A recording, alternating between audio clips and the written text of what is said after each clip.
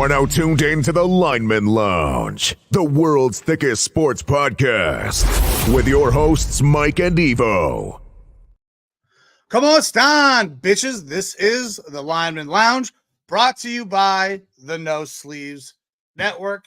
I'm Mike. That is Evo. We have a new look, a new banner. We also have a brand new website where you can get all of our content wrapped up into one fell swoop. We are calling it the No Sleeves Network. Evo was a huge part of this and bringing this whole thing along, man. I'm pumped. We have the website up. The blog, the first blog that I wrote is up. We're going to be doing some additional blogs. Evo, I know you got plenty of shit to write about as it comes to football, but there are links to everything that the No Sleeves Network is right now. We got this show. We have links to the talk and all the social medias for both of the podcasts. We have my gaming channel, Trauma Romeo Gaming, your gaming channel, Norsky Gaming, all the socials that are attached to that as well.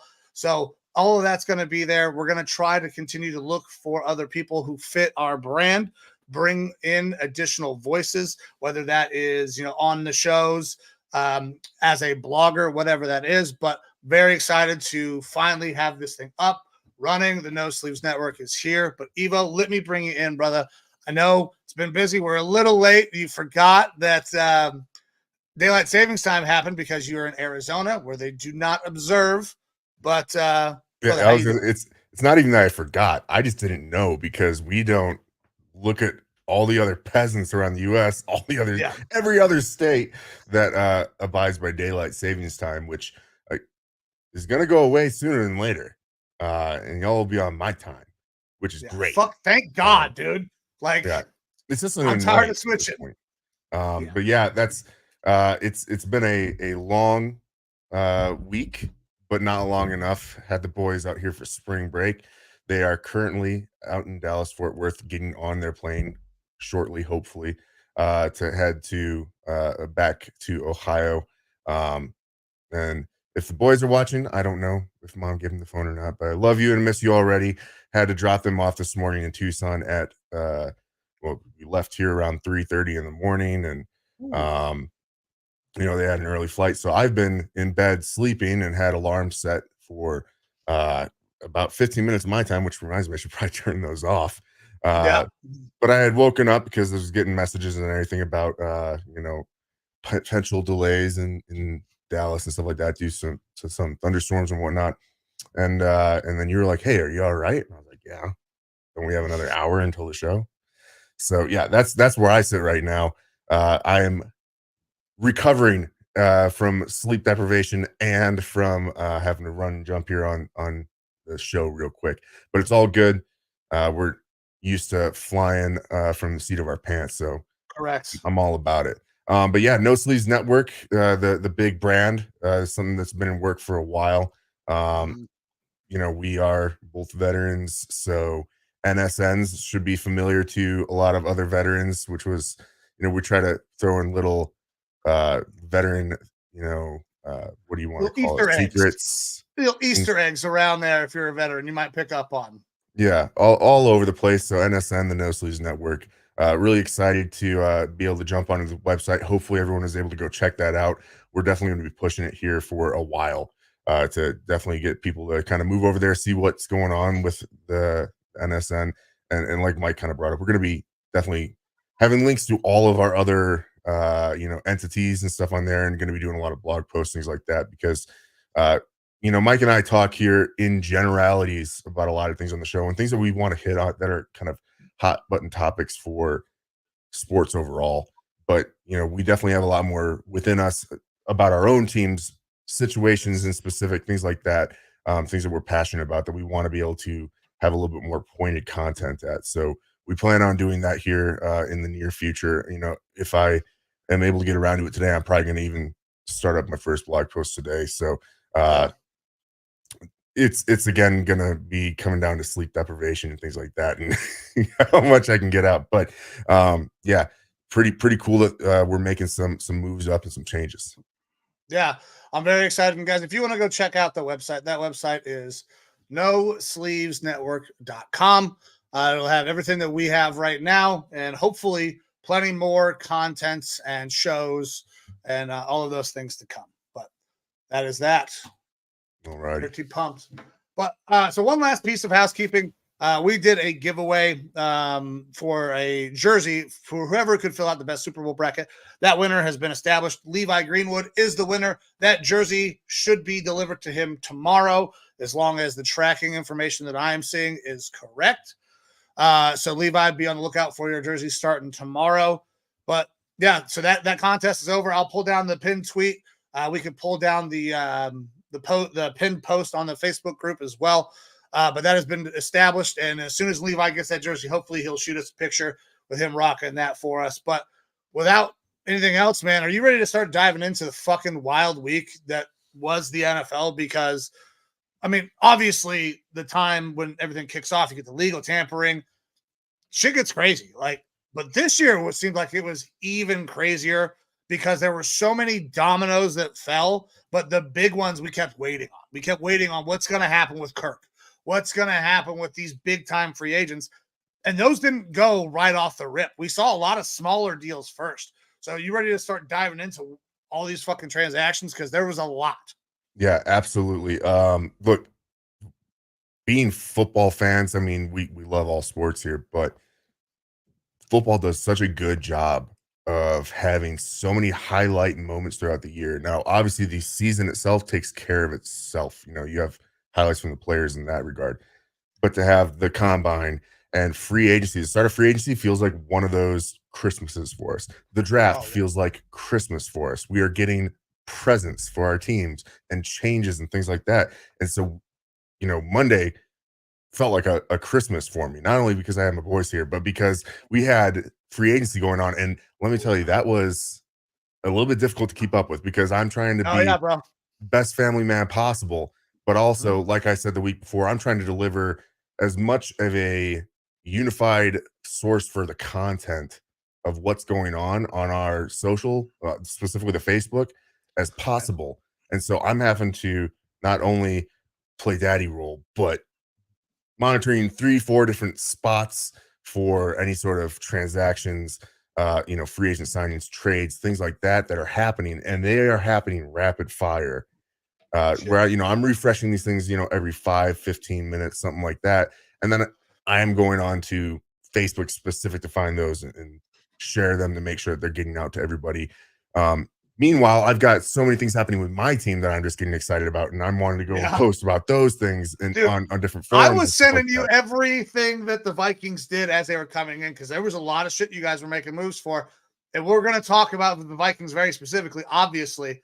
But they have positioned themselves very nicely, potentially, to do some big things this offseason to give you even more Christmas presents. Yeah, for sure. And that's the things that, for me, and I'm sure for several other teams out there, it feels like that holiday is extending, and almost like your parents said, you've got one big gift left, but you got to wait for it. And so that's kind of where I'm sitting with a lot of anticipation. But hopefully everyone was able to actually use the Facebook page as a good resource to keep track of things and stuff like that. It is easy to go out there and follow the Adam Schefters and Ian Rappaport's and stuff like that, and kind of have those things pop on your timeline. So it's not that hard, but I really appreciate it. Anyone that was coming to our page to get that content, and hopefully I was blasting enough out there on our page that we were one of those top people, if you're following us on your timeline, seeing all that information pop up so you could keep track of it as well. Because it was absolutely a wild beginning of the free agency period. We got 2 legitimate potential tampering issues. For sure, legit tampering. We've got, we all know the tampering happens, but when Kurt by the way, announce in a press conference. By the way, I'm gonna say this once. All right. Kirk Cousins, I've been a fan of him being with the Vikings and stuff like that. But now he's gone and he's relatively dead to me. And I get to actually fully talk shit. And my first order of business is I'm no longer calling him Kirk Cousins. It's just Kurt. Kurt. That's the wrong name, and it is disrespectful. That's our inside joke for the show. If you ever hear me call him Kurt, Now you know why. It's not because I don't know his name is Kirk. It's because it's Kurt. But yeah, you know, we've got tampering going on. We have, obviously the period opens up and big names start falling. The Vikings were one of the first ones to go out there and get a bigger name. Like, you're seeing so many moves happen this year, and it's tough to look back and remember, did this happen like this in previous years? And it doesn't always happen. Like this was a very explosive free agency. And I think a lot of it has to do with the fact that that salary cap made a big jump. And you have players kind of coming off of, like, we are still seeing some of the ramification of COVID years where players are taking different style contracts, shorter term contracts that are allowing them to become free agents quicker. And I think that's actually a more regular thing in the NFL. Is the 3-year contract is so nice because players know, I can get paid right now. I can get some decent guarantees right now on a 3-year, but I'm going to be a free agent again. So if I'm making good on this contract, I'm getting paid again in 3 years. And so on an average NFL player making it through the league, maybe 10 years, if you're able to get 2-3-year contracts after your rookie deal and then another flyer at the end of your contract, you've made good money. You've made stuff that you can really live off of. So like the 3-year deal, I think, is becoming the new thing. And we're seeing a lot more turnover because of it. So that, coupled with teams having more money, and this being a very interesting draft this year, as far as, one of the common tropes is NFL drafts have usually 14 to 16 guys with first round grades. Yeah. That doesn't, obviously there's 32 picks in the first round unless people lose picks. So there's guys going to be taking the first round that are first rounders, but don't necessarily have first round grades. This draft, by most draft analysts, they're saying there's 25 to 28 guys with legit first round grades. And then the guys in the second round, they're second round grades because they have to be second round grades, but they are not that bad off. Like the second round, through some sources, is being viewed as one of the strongest second rounds in a long time. So where does this drop off happen then? Third round is where it's like, okay, so everybody's kind of the fucking same now, 3 through 7. Because so that's the thing. Very top heavy draft. You like they say that, normally 14 to 16 first round grades, and then after that they'll have maybe 20 second round grades. Yeah. Well, right now they're talking about, we have through the second round 55 to 60 grades that are within that spectrum, which fits very closely with, there being 64 picks in the first 2 rounds. So you are like right at the cusp of, like, the guys taken in the second round are actual close to being legit second rounders. So that's one of the reasons why I think my trade happened yesterday, because some teams feel a little more comfortable of, hey, we can get a little bit extra going in the second round, and we're still getting legit second round starting caliber players, where in years past we necessarily couldn't. So it's a really interesting dynamic. This was, in my opinion, one of the more explosive off seasons that we've had in recent history. And I'm hoping that that's not just me being in the middle of a whirlwind of, this is one of the most exciting off seasons for the Vikings ever. Right. So well, that it is, but so, I mean, let's start diving into it. Let's talk about the number one contract I have here. Biggest signing, Kirk Cousins goes to the Falcons, 4 years, $180 million. Now, you and we were having our own private conversation in our text. I was like, he's got to be 3-year. I couldn't do 4 for Kirk. Coming off of a fucking Achilles injury, he'll be 40 at the end of that contract. That's way, way too long. But he fucking gets it anyways. Now, it's not fully guaranteed. I expected 3 years fully guaranteed for less money. He decides to get out of the fully guaranteed business, even though he still gets a shitload of it, to take a little bit more money for a longer period of time. This deal is, I mean, the out is at 3 years, 135 million. So at the worst, he's getting that. This is a great deal for Kirk, but is it too much? How much better does this Falcons team become? Because they had abysmal quarterback play. Kirk is way, way better than anything that they've had before, even if he's not 100% after the Achilles. So where do we stand on this? Because it's a great move for the team, Good move for Kirk, but is it too long, too much? Yeah, that's it's both good and bad by the Falcons. Like, first and foremost, I'm happy that my Vikings stood their line. They said, this is our line in the sand, what we'll pay, and then we're not going to go above that. And if you walk, which is perfectly fine with me because, again, 36-year-old coming off of an Achilles tear, albeit having probably the best season of his career statistically up to that point. You don't know what's going to happen after that. Every player falls off a cliff at some point. We just don't know when it's going to be. Sometimes it is an immediate tumble. Sometimes it is a slow burn. We don't really know. But you've got guys that are playing, up to, like their 40-year season and still doing pretty good. Tom Brady being one of those in recent history. And then some who like to have a revisionist view of things will say that with Aaron Rodgers. But there's still the grades on those guys that are pretty heavy. We saw with Peyton Manning as well.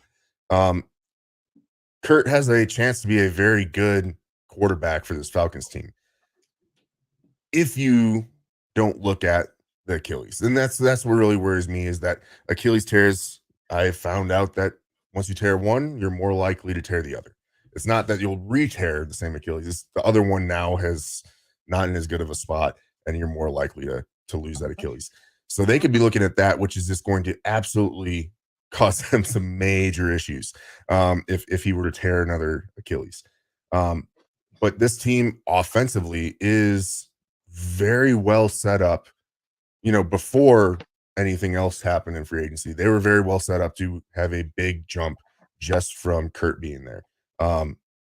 He is that pocket passer that is going to be able to spread the ball efficiently to your Drake Londons, who people think are ready, to pop off. Kyle Pitts, who has never really been used.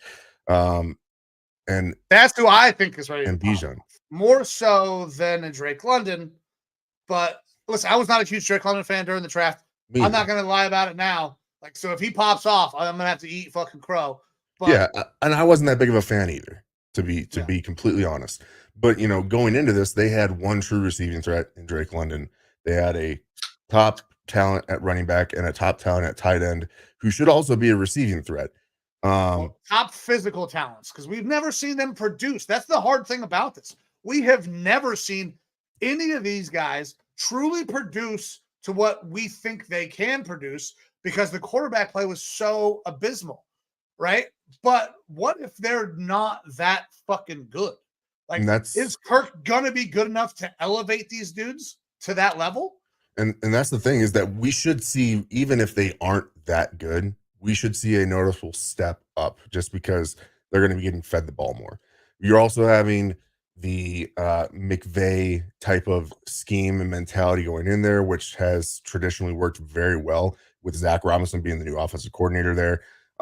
We didn't have as great a success from Staley leaving McVay, but he was also only with McVay for 1 year. But offensively, that system has worked out when it's spread through the NFL. We've seen it, in Cincy. We've seen it in Minnesota now to an extent. LaFleur is kind of part of that tree a little bit from the Washington Commanders time. But we've seen that offense work, and so there's no reason to think that it shouldn't work there with Zach Robinson, because he's considered to be one of those smart offensive minds. So it's going to increase in passing volume compared to Arthur Smith, who is definitely a meat and potatoes, run the ball type of guy, which makes it even more weird that he didn't use Bijan when you go up and you get that sort of an asset last year. He liked Algier more to run, and Bijan was the change of pace. So with the change of offense, what happens to Tyler Algier? Because you got to think that Bijan is definitely going to be the number one dude. Yeah. Does he become available even? Does Algier become available? I don't think so, because traditionally, especially, having a lot more recency the Browns to the have not signed a running back. Just saying. Yeah. Well, having a lot of recency to that McVay system, they do use multiple backs pretty well, but you're still going to have more of a feature back. Kyren Williams became that feature back last year for them, for the Rams. I fully expect feature back role and usage to come to Bijan, but Algier is a good back, so he's not going to not get used. They're going to understand that you can't run a guy into the dirt like you did with a Todd Gurley. You have to give him reps off and things like that. So I think just from having Kurt there is going to have a noticeable step up in production in general. But to me, we don't know if these guys are kind of failed prospects or average or something like that. This will definitely show it, but they're still going to be better than they were last year. Just scheme wise, in my opinion, they're going to be better. Well, And then having a more competent quarterback there, they're going to be better. And to me, it makes them, and I'm sure this is the way most people probably feel, is that they're probably the odds-on favorites to win the NFC South, with the Buccaneers being the next option.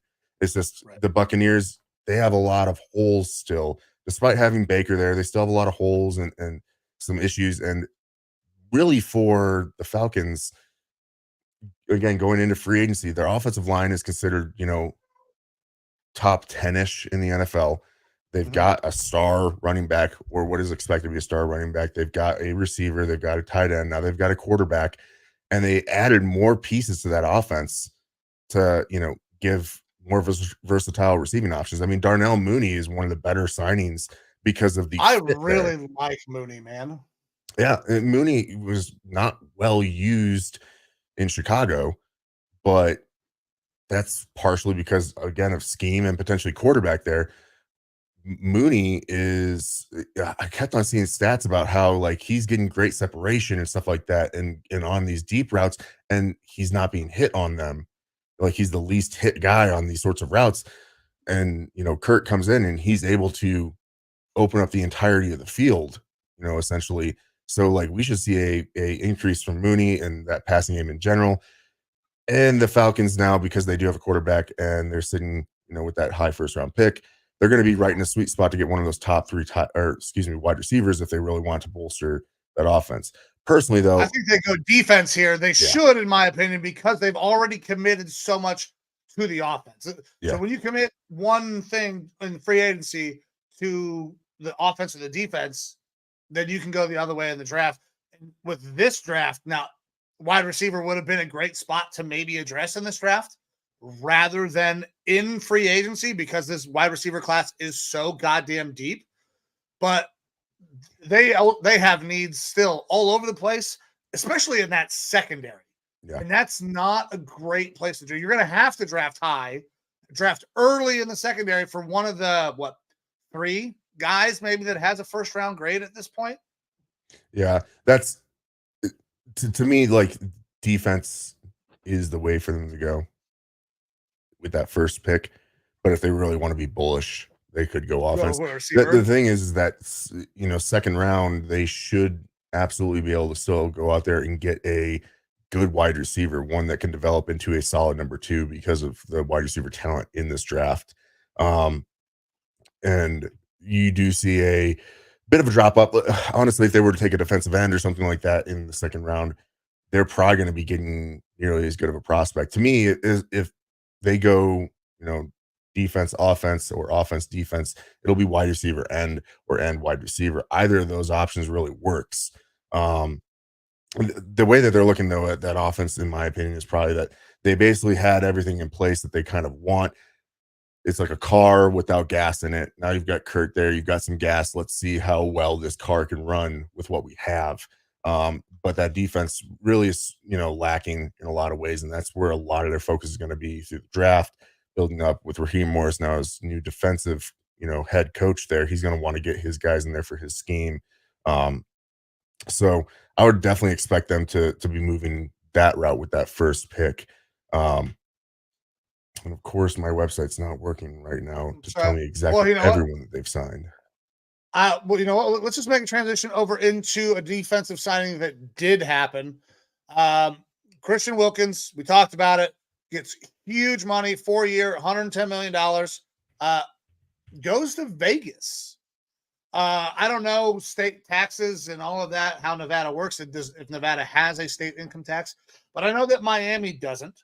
So the situation to me has to be really right, that he believes that he's going to go from Miami to Vegas and have a chance to compete or keep the same amount of money, because that's one great thing about those Florida teams. That's one reason they can sign a lot of people. And so can the Texas teams, is there's no state income tax. That fucking makes a huge difference when you're looking at total dollars on these $100 million contracts.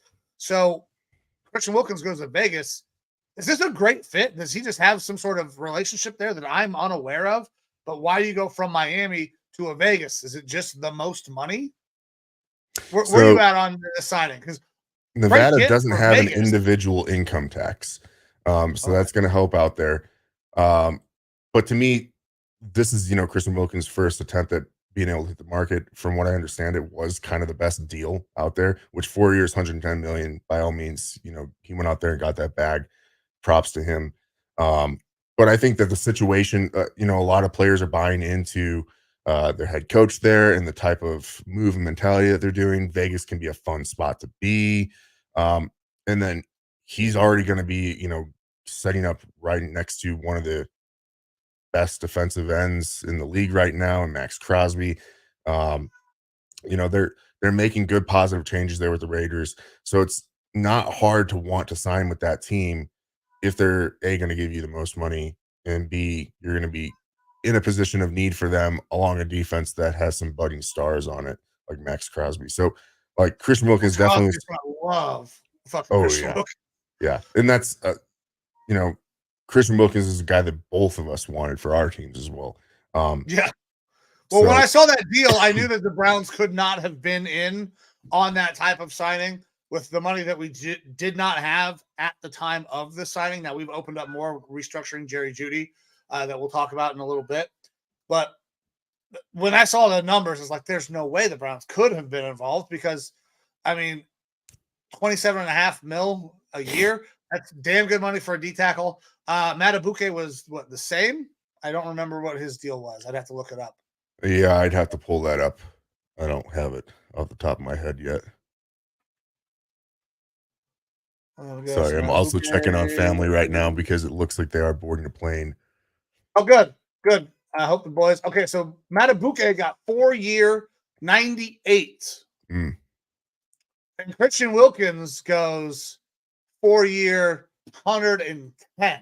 Yeah. So, what are the guarantees like there?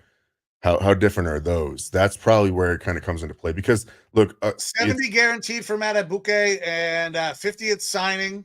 And then for Wilkins, it looks like I've got 82.75 guaranteed and 57.5 at signing. So Christian Wilkins is getting the better deal.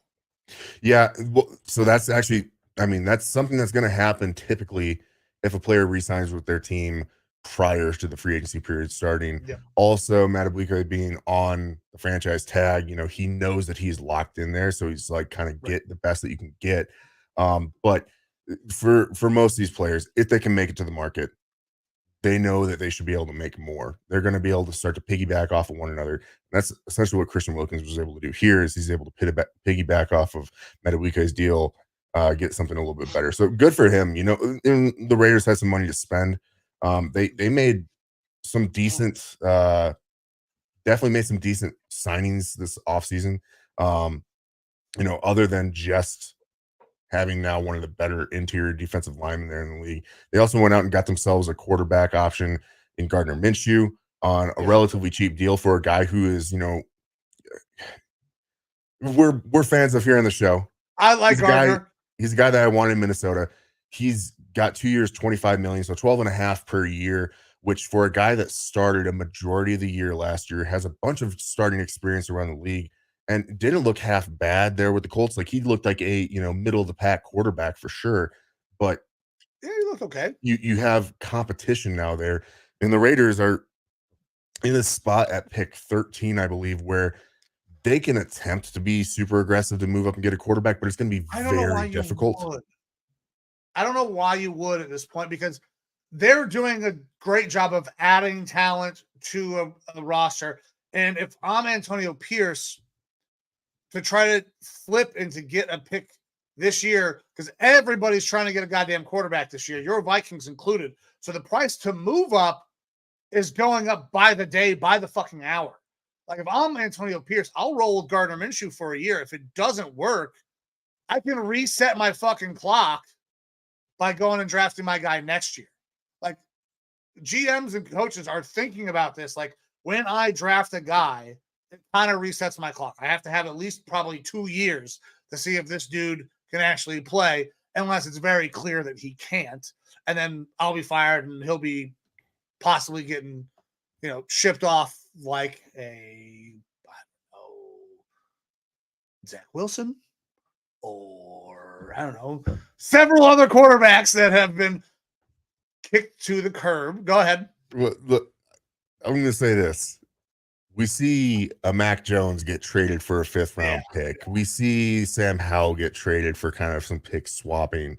You see a Kenny Pickett get traded. Now, Kenny Pickett, interesting enough, apparently he's a locker room cancer, and that's why he got traded. Is. He's a shitty person. Wasn't willing to suit up for the Week 17 game as the third. The Steelers locker room breeds them shitty people, and then was throwing fits about Russ going in there, things like that. All this to say, look, I know that Zach Wilson, was allowed to seek trade and enter the trade market. The NFL, unfortunately, doesn't have 9th round picks, so we can't trade UDFAs at this point. Yeah. So I don't think Zach is going to get traded.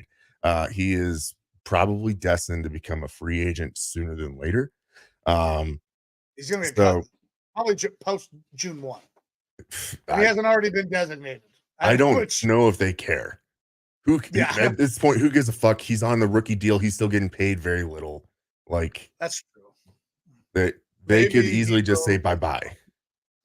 So yeah, that was my point, is that you're not going to find a situation where you can really offload Zach Wilson for picks.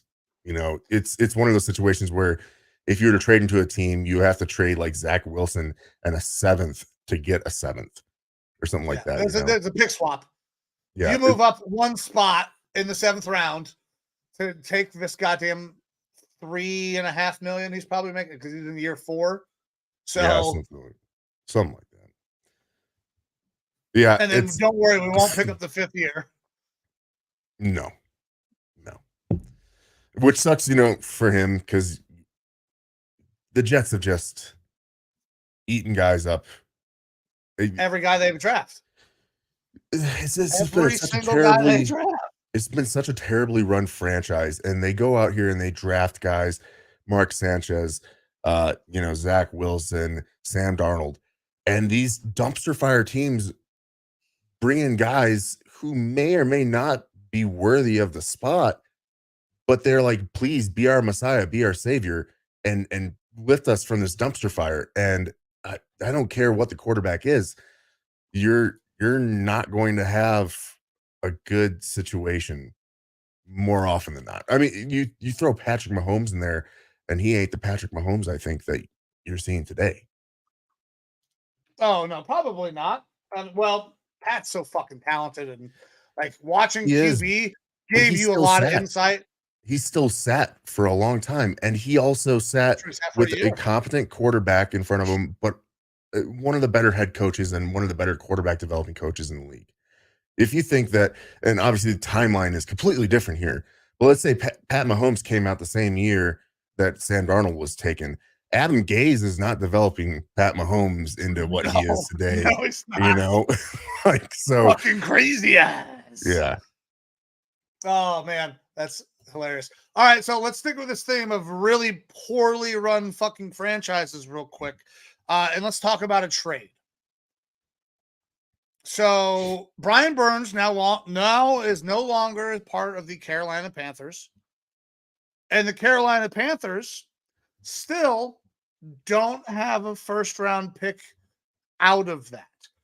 What in the fuck happened that they decided that they're going to dump him for a 2nd round pick, 39 overall this year, and a 5th round next year when they had 2 1s and I believe a 3 on the board from the Rams last year? You want to talk about fucking this up, fumbling the bag. The Carolina Panthers cannot make their situation any worse. Dave Tepper is the worst owner in all of professional sports. Yeah. I mean, it's a tough pill to swallow. It really is. Like, if you're a Panthers fan, I'd be fucking up in arms, dude. Yeah, that's the deals about the potential trade last year. Like, we know it's 2 1s, and then it was either a second or a third. Either way, it's way more than what you got. The player is still just as good. Uh, it's very, very piss poor management of assets. One could kind of say the same thing with my Vikings to an extent with Danielle Hunter. After we had, the injury to Kurt, it easily, there was a lot of talk of like, hey, you should start to offload some of these assets. Your season's probably lost. Get something in return because otherwise you're going to lose these guys like a Danielle Hunter. And we probably could have gotten a second or maybe a first for Danielle, with how good he was playing last year. And gotten a little bit more out of that. Now we're kind of saddled with, between Kurt leaving and Danielle and the signs that we've had, we're probably going to get like a third round comp pick, which, is a late third pick. So essentially like an early fourth at that but point. That's okay. Listen, you're getting something back. Yeah, we are getting something back. It's just, we should have probably gone ahead and traded him if we could. But I'm not super infuriated by that because we still were in on Danielle this year, still trying to work something out with him. And he wanted to stay with us, but I can't fault him for turning down the deal that he got, which we'll get to. But, on the flip side, you have Brian Burns in one of the worst run franchises. Overall, the fucking worst. From the top down. I thought Khan was bad in Jacksonville. I thought Khan was the worst. Yeah. Well, Snyder was the worst, but Snyder obviously is no longer. Then I thought it was Khan. There's a couple of baseball owners that are really high up there as well. In terms, I was about to be like, Snyder was Hitler and Khan was Mussolini. Yeah. It's like pick your poison. They're both pretty bad. One's probably worse than the other, but they're both bad. But right now you're dealing with it's Tepper. You're dealing with Tepper, who I don't know, Genghis Khan of destroying fucking civilizations, aka he's doing it quick. He has taken no time to completely ruin the entire franchise. Yeah, it's real tough there. And that's, it makes it a little bit more surprising, some of the moves, because they've made some decent moves this offseason. They brought in some talented guys. They have signed decent players. They got themselves not get a first round for Brian Burns when there were two on the table is fucking negligence, in my opinion, by the GM and the ownership staff. And I believe that they franchised him correct this offseason in order to keep him there. And he probably basically said, like, look, there's no way I'm playing here. And no player in their right mind should want to play there unless it is just to get money. But Brian Burns is still within his, prime years of being a fantastic defensive end. You might as well not only get paid, but go play somewhere that actually can be competitive. But yeah, it's severe mishandling there by the Panthers for sure. It's kind of the joke of the offseason, but they, like I said, to their credit, and Dan Morgan, the new GM there, he probably knew I have to do, like, he took over into a shit situation. He's got a shit situation that he's got to try to somehow scramble their way out of. And he's like, I have to get what I can get for this guy right now. And so if the second and the fifth is the best that he could get right now, that's what you got to do. You can't, completely focus on the past, especially when he was not the GM at that time. He was an assistant, but, he wasn't the main dude there. But to their credit, they have made some really good moves. Now, some of these are overpaying for sure, but I think you have to do that in order to get talented players to come out there to Carolina and play. They fuck my carcass, excuse me. They have to go out and overpay for guards, which guards were killing it. Guards are, I was going to say, guards flew off the board, which means there's probably not a lot of great guards in this draft. Which is weird because I feel differently. I feel like there are a bunch, but I like a lot of the guards, but guards are one of the more volatile draft positions where you can take guys high and they could take a couple years to develop or just never develop at all. For whatever reason, quarterback, we talk, endless about that because there's 32 of them in the league and not like half of them are good. And so teams are always looking for guys. And then when you draft them, it is like less than a 50% hit rate. So with these guards, they're, two of them on the field on each team at any given time. And there's a lot of them out there. So we kind of overlook it, but these guys, they do have a relatively tough time developing. So I think that teams are prioritizing signing free agent guards because they know, okay, this is a guy's plug and play. I know he's good. He can come in right now and be good for me. And I can work on developing a guy later, but if it doesn't work out, it doesn't matter. I've got guards, and that's what Carolina did. They went out and got Robert Hunt, 5-year, $100 million deal. Damian Lewis got a 4-year, $53 million deal, but Damian Lewis is a much lesser guard than Robert Hunt. Robert Hunt was, top 10 in the league last year with Miami. They are able to go out and get Ashawn Robinson on a bigger deal, 3-year, $22.5 million, when he's kind of on the decline right now. Some role players, Josie Jewell at linebacker, Troy Hill at cornerback, Dane Jackson at cornerback. They get my former defensive end, DJ Wanham, who I like. Yeah. PFF grades are not very good, and he's also coming off of an ACL tear. So 2 years, $12.5 million. If he gets healthy, like, he'll be a solid rotational pass rusher. Caleb Von Chason on a 1-year, $5 million deal. But the big get there is kind of, they also made another trade and got themselves a wide receiver. Yeah. And that's Deontay Johnson from the Steelers here. Now, I don't know if you got the details here of the trade in order to pull that up. So I do not have it currently, but I can pull it up real quick. But so this is a big time. This is a big time trade, but not for the Panthers, in my opinion. Deontay Johnson's going to make them better, I believe, as long as he can get the drops under control and Bryce can see over the line enough to get him the fucking ball. But the Steelers are really kind of breaking the mold of what they normally do, and I'm not sure if I like that. Like, they're starting to dislike it as a Browns fan, or you dislike it for the team? I dislike it as a Browns fan. I dislike it as a Browns fan because they're starting to actually do other things, like attack certain needs, maybe get rid of cancers before they become a cancer. I don't like that. I'd rather Kenny Pickett, baby hands, be still in Pittsburgh and things like that. But I'm sorry, what fucking contract was I looking up again? Deontay Johnson, the trade for Deontay Johnson, who, by the way, Deontay Johnson, I felt like he was a talented wide receiver, but I never viewed him as like a true number one. I think he's kind of that speedster. He's a 2. He can be an okay 2, but I've never really been bullish on him like some people are, thinking that he'll break out this year or break out this year. At the end of the day, he's the best wide receiver now on that team, next to Adam Thielen, who's aging, solid, but aging. But it's a good get for them to bring Deontay out there, pending the details of the trade. So I've got Deontay Johnson and pick number 240 to the Carolina Panthers. For cornerback, Dante Jackson, and pick 178, according to league sources. That's off of The Athletic. Yeah. And that's a pretty good trade, in my opinion, because Dante Jackson is, a role player cornerback, a guy that can go out there and be a 3 or maybe a 2, just because Pittsburgh is kind of lacking right now in cornerback depth. They released Patrick Peterson.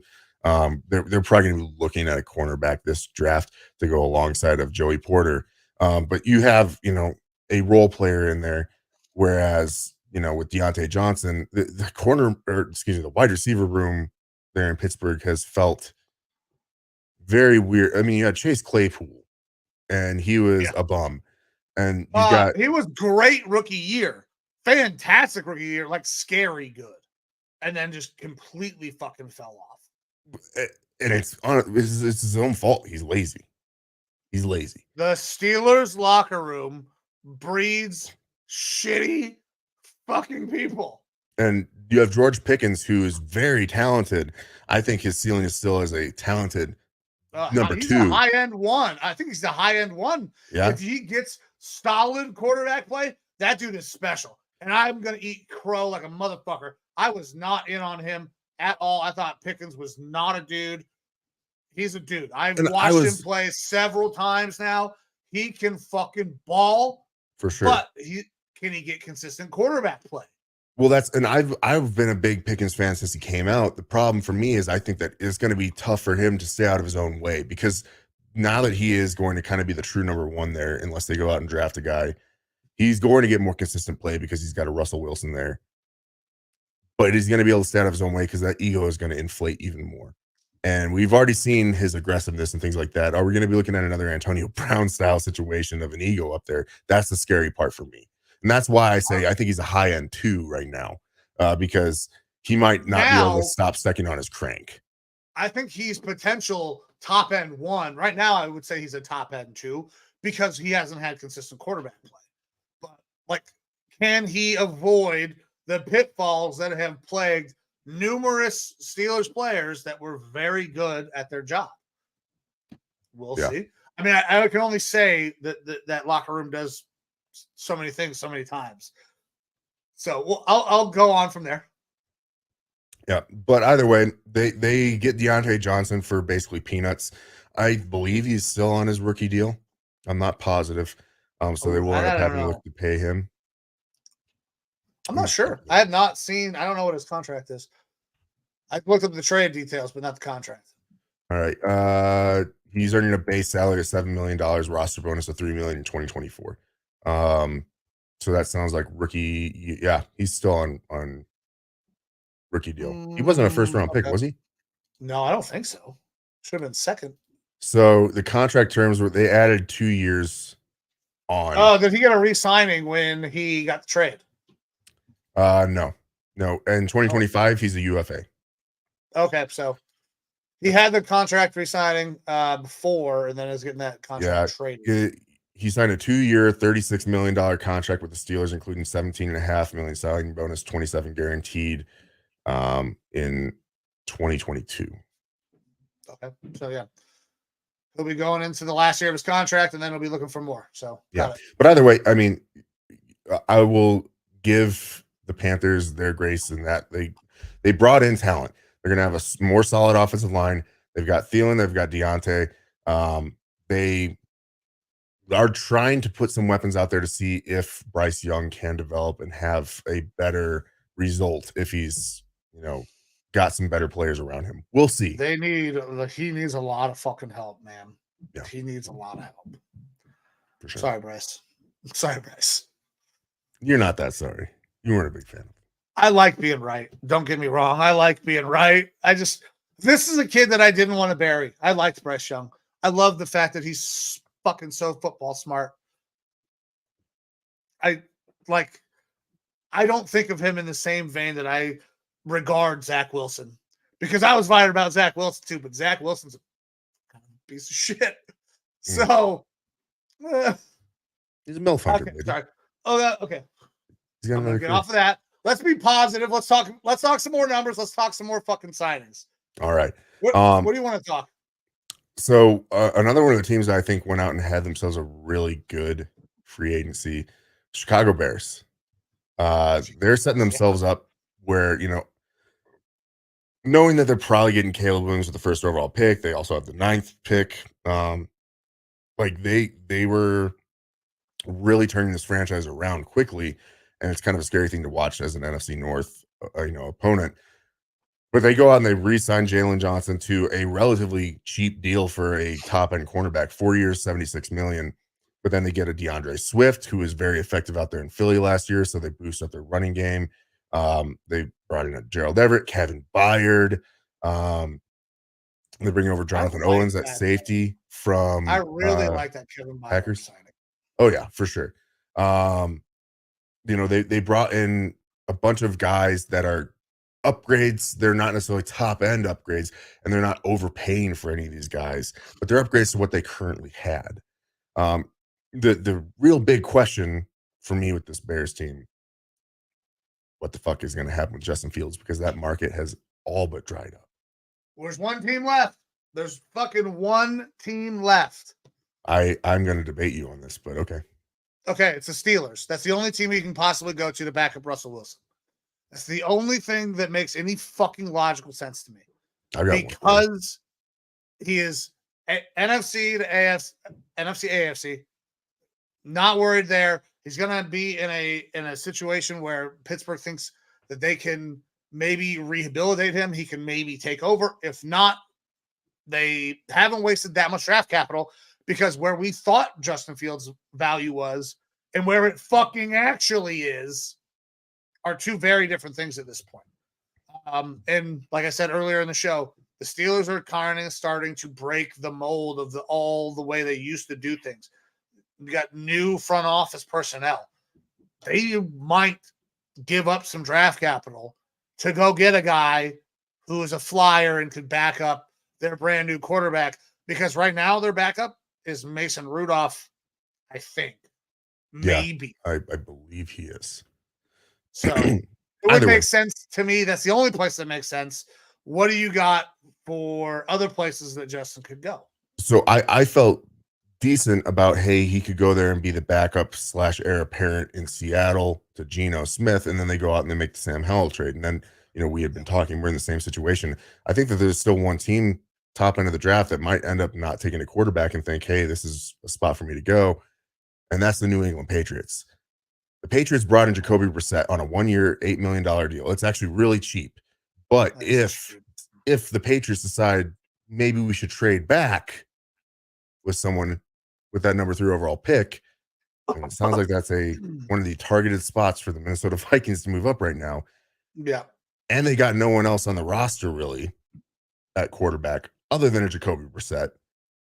You could bring out a guy who's used to playing in cold weather, can run the ball, play a little bit more black and blue football, and a Justin Fields can create plays on his own a little bit and have a little bit of a competition out there, because Brissett is a top end backup, but a guy that definitely can be a bridge spot starter. We've seen that, in a bunch of different places.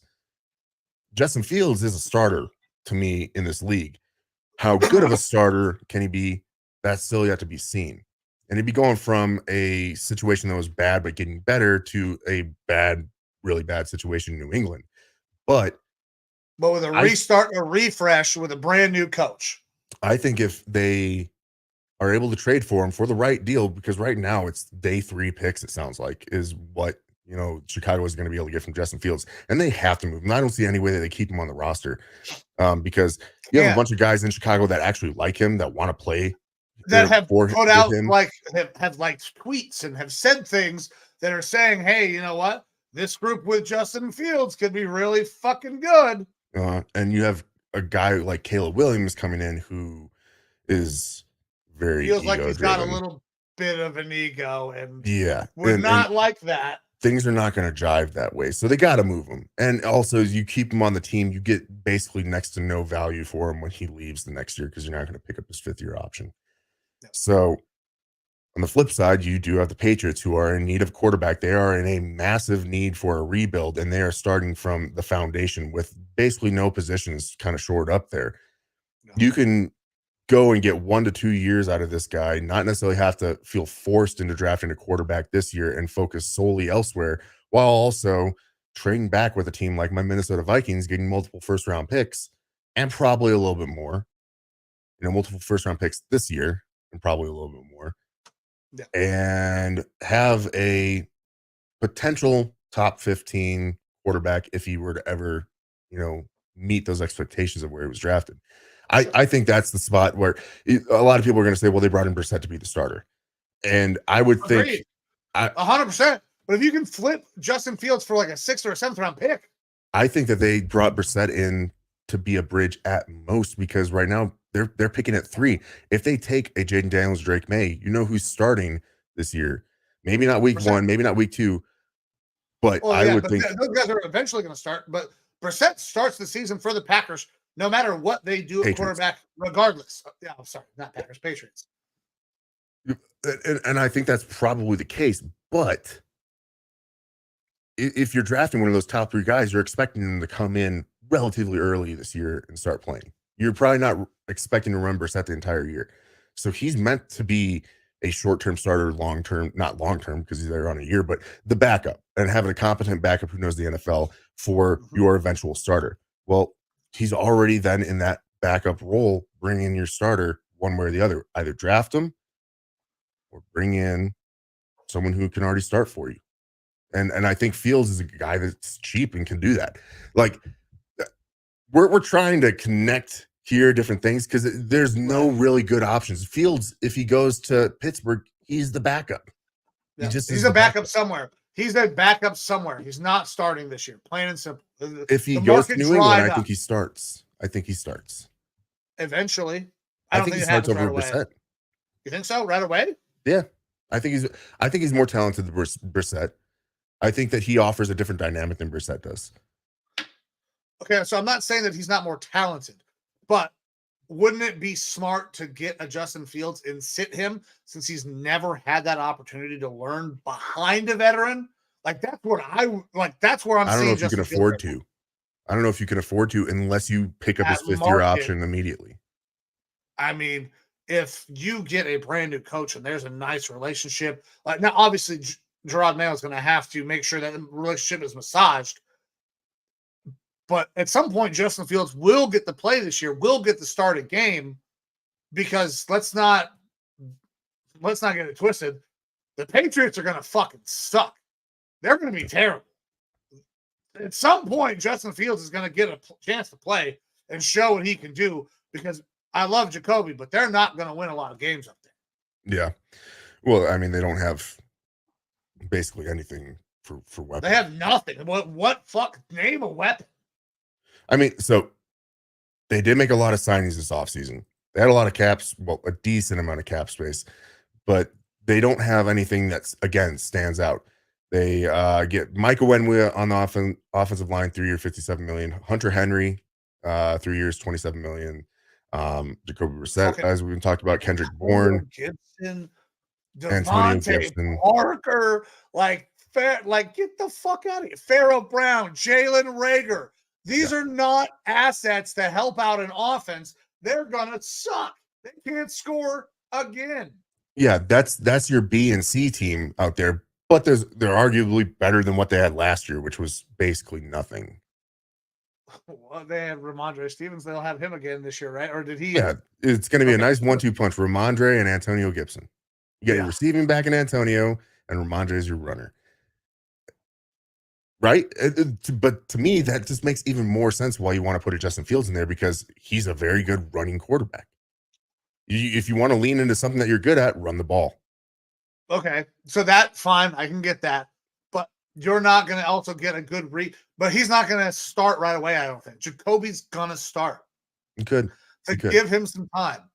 To give Justin Fields a chance to sit back and learn from a pro, because he never got that opportunity. That's what makes sense to me. We can go rounds and rounds with this, but sure. I don't think we're going to meet in the. I'm not sure we're going to meet in the middle. We're just going to have dissenting opinions. Well, and that's the thing, though. At the end of the day, is that the market for Justin Fields has completely dried up. That's the one big mistake that the Bears did do, is they set his price too high, because I think that there's probably several teams out there that were interested in him, thought, hey, we could bring him in. He could be our starter. He's got some talent. And it sounds like the Bears were asking for entirely too much, not just like a second, but potentially even like a first or something like that, which is just insane. That is, I think, what they were thinking that they could get. And now they're stuck with a commodity that is extremely depreciated, where they're not even getting what they could have gotten before, because no one needs him now. So, and there's only, if you get a bidder, the bidder is bidding against themselves. Mm-hmm. Everybody knows that nobody's in on Justin Fields. So they can come to you and say, I will give you a fucking 7th and a pick swap at 6. And again, I don't think that they, please, thank you, take him so we can draft Caleb Williams and then actually restart this process all over again. That's the thing, is I don't think that they can afford to go into the draft, let alone the offseason, like the actual like training camp and stuff with Justin Fields there. The only reason why you would then keep him is because, okay, we can't get anything for this guy that we want. We're going to sit here and wait for the inevitable quarterback injury to happen and try to get some more value out of him there. That's the only thing I could think that they could try to do. But even that's like you're playing a dangerous game. Yeah, very much so. Very, very much so. But all right, let's move on from there. New England, they're gonna stink. Oh yeah. Sorry, New England. Actually, I'm not sorry, New England fans. Go fuck yourself, New England fans. You guys got to enjoy 20 years of being good. Yeah. Yeah, go fuck you. Fuck you guys. Yeah. All right, let's continue to talk about some offensive weapons, because there were not a lot of guys that really, a lot of guards, a lot of line, but receiver Calvin Ridley. So I thought Calvin Ridley played fairly decent in his time that he was on the field. Tennessee obviously needs a weapon. Tennessee signs him to what seems like a pretty decent deal. Now, obviously not top end money, but Calvin Ridley gets 4 years, $92 million, 23 a year. That's a lot of money for Calvin Ridley. That's an overpay for Calvin Ridley, but the Titans fucking need a weapon because they don't have a ton, even though they made some adjustments with what they're going to do in the backfield. So for everybody who's in a dynasty fantasy league who held on to Tajay Spears, sorry about your luck. Yeah, Tony Pollard goes in there 3 years, 24 million, an overpay for him as well. We have a little bit of a dissenting opinion here as well. Like, good deal for Calvin Ridley. He got a lot of money. I thought he was dog shit last year. Oh, dude, he's one of those guys like a Darnell Mooney. He separates really fucking well. He's a really good runner, separates really well, but he can't freelance. You got to have the ball to him on time. Otherwise, it's it. That's game over. And there was a big step back in Jacksonville at the quarterback spot this last year.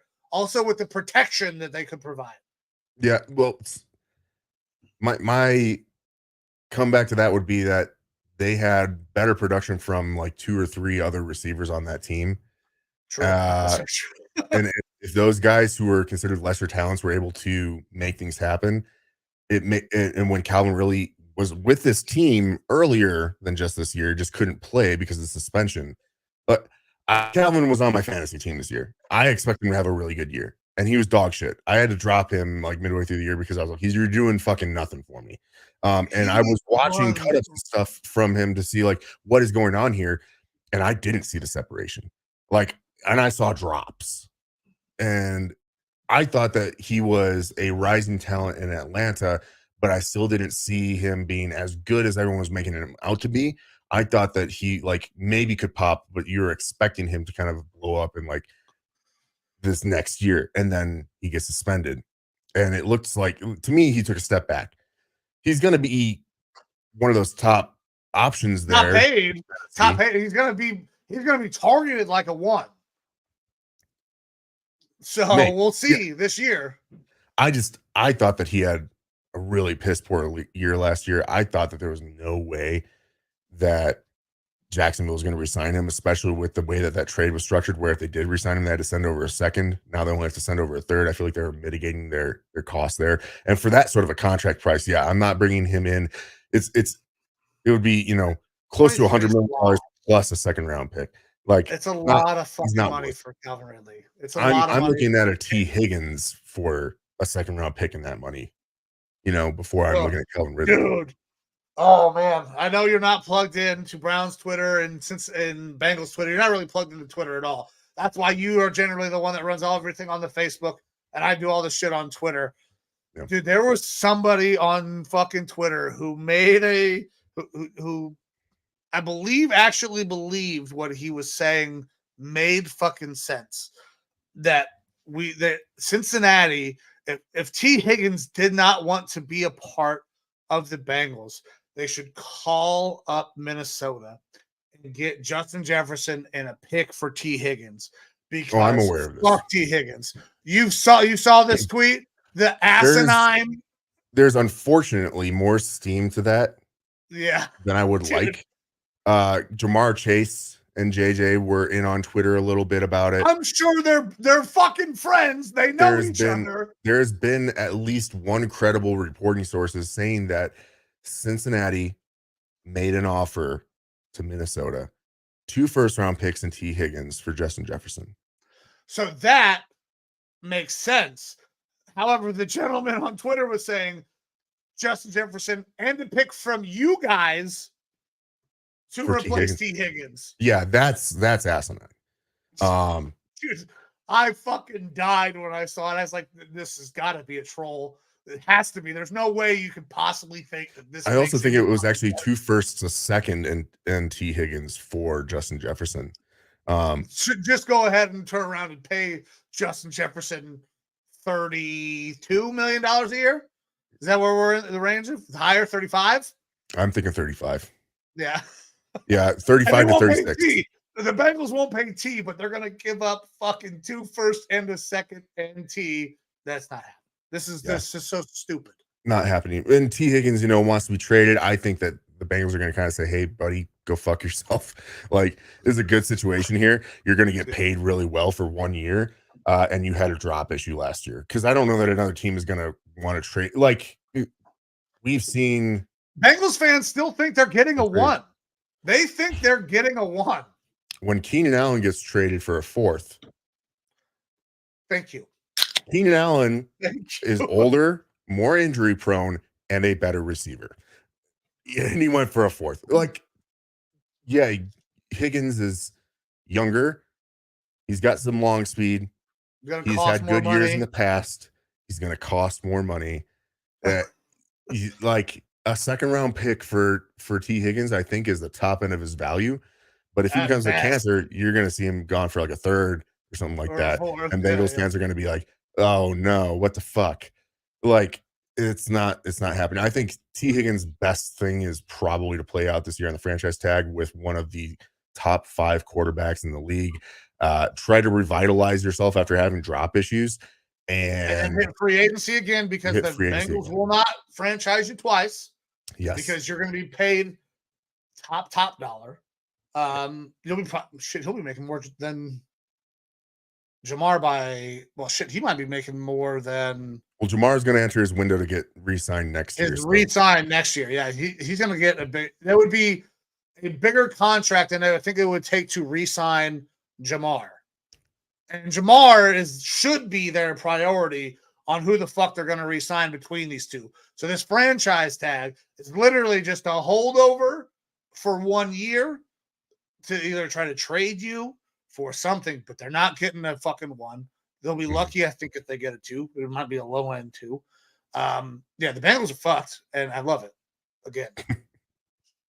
Yeah, I mean, look, we've seen T. Higgins be really good in the past. He has the potential to rebound, not have the drop issues again next year, and be pretty good this season, which doesn't necessarily fuck the Bengals, because then if he walks the next year, you're getting a 3rd-round comp pick for him. Like, you're getting about the trade value that you'd be getting anyways.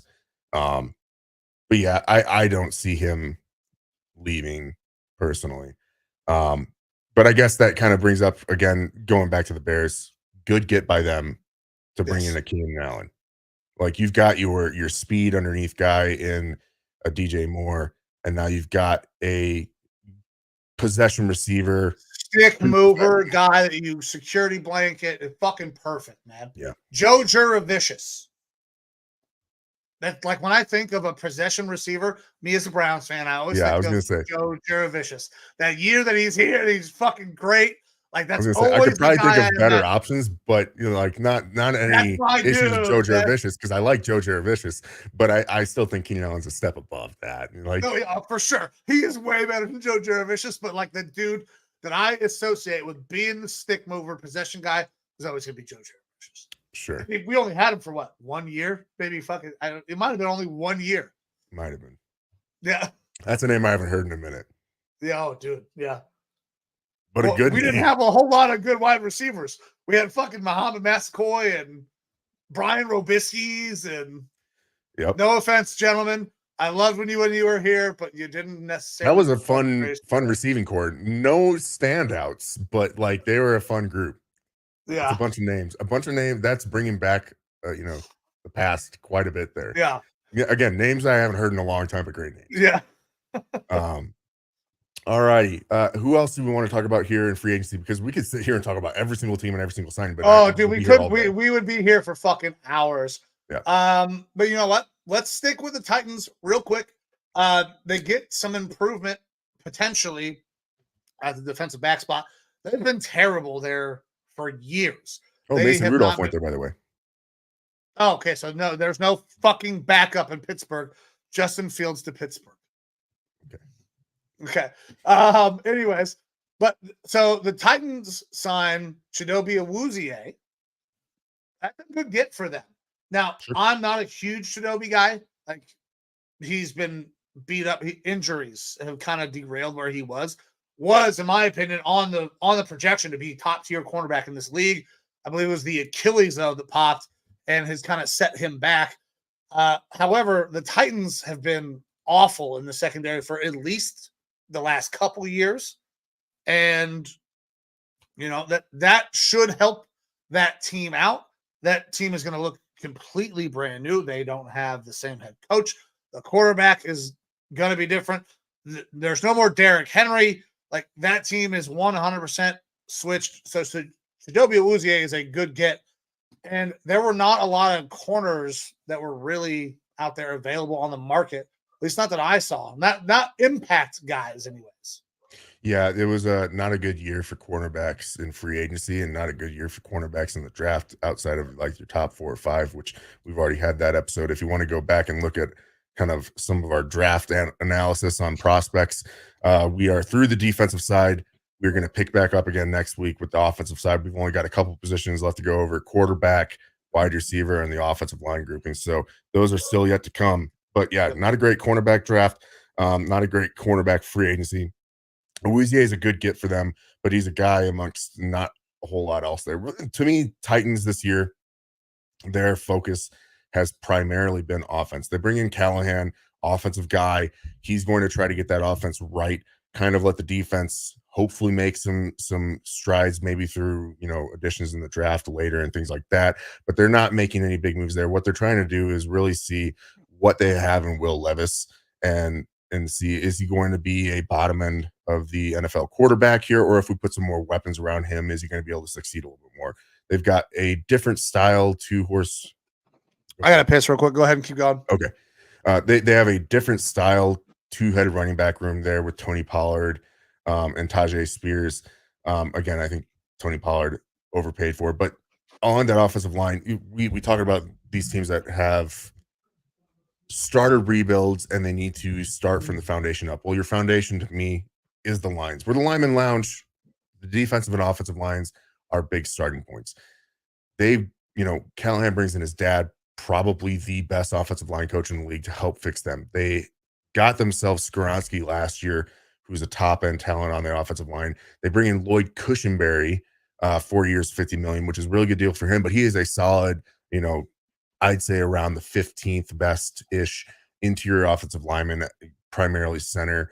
And they're going to be in a prime position this year to draft one of the top offensive linemen in the draft, I believe, picking at pick 7. So that could be a Joe Alt to pair up with Skoronski on the left side. Skoronski will be your left guard, Joe Alt will be your left tackle, and then Cushenberry. Like, that will provide them a really good left side of the line. But if not him, they've got a couple other offensive lineman options, which don't want to spoil the offensive lineup so that we have coming up next week, I believe. But they're adding to the offense, bringing in Calvin Ridley. They've already got a wide receiver there whose name escapes me because I don't think he's that good. And I know Mike doesn't think he's that good either. Who's the Titans wide receiver that 3-name fucking I don't remember. Not very good. I can't remember. The 3 names that I need to remember is not very good. They brought another 3-name back in Nick Westbrook, Ekine or whatever, but it's the guy they drafted like 2 years ago. About. No, the other receiver that they got there, they drafted him like the first round 2 years ago. He's been so. And you and I both not big fans of him. Came from Ole Miss wide receiver. What the hell's his name? Why did I forget his name? I got it. We'll move on. Traylon Burks. That's have 2 names. You fucked me up with the 3-name thing. Sorry. They do have D-Hop out there as well. So now they've got 3 receivers out there. Say what you will about them. I think, D-Hop is showed that he was better than he was in Arizona, but he's still, kind of on the decline. Traylon Burks, we're both not big fans of him, but they like him in that offense. And now you've got another option in Calvin Ridley. They're trying to focus on that offense. They're trying to see what they can get out of Will Levis, and do they need his reset button there or not as well.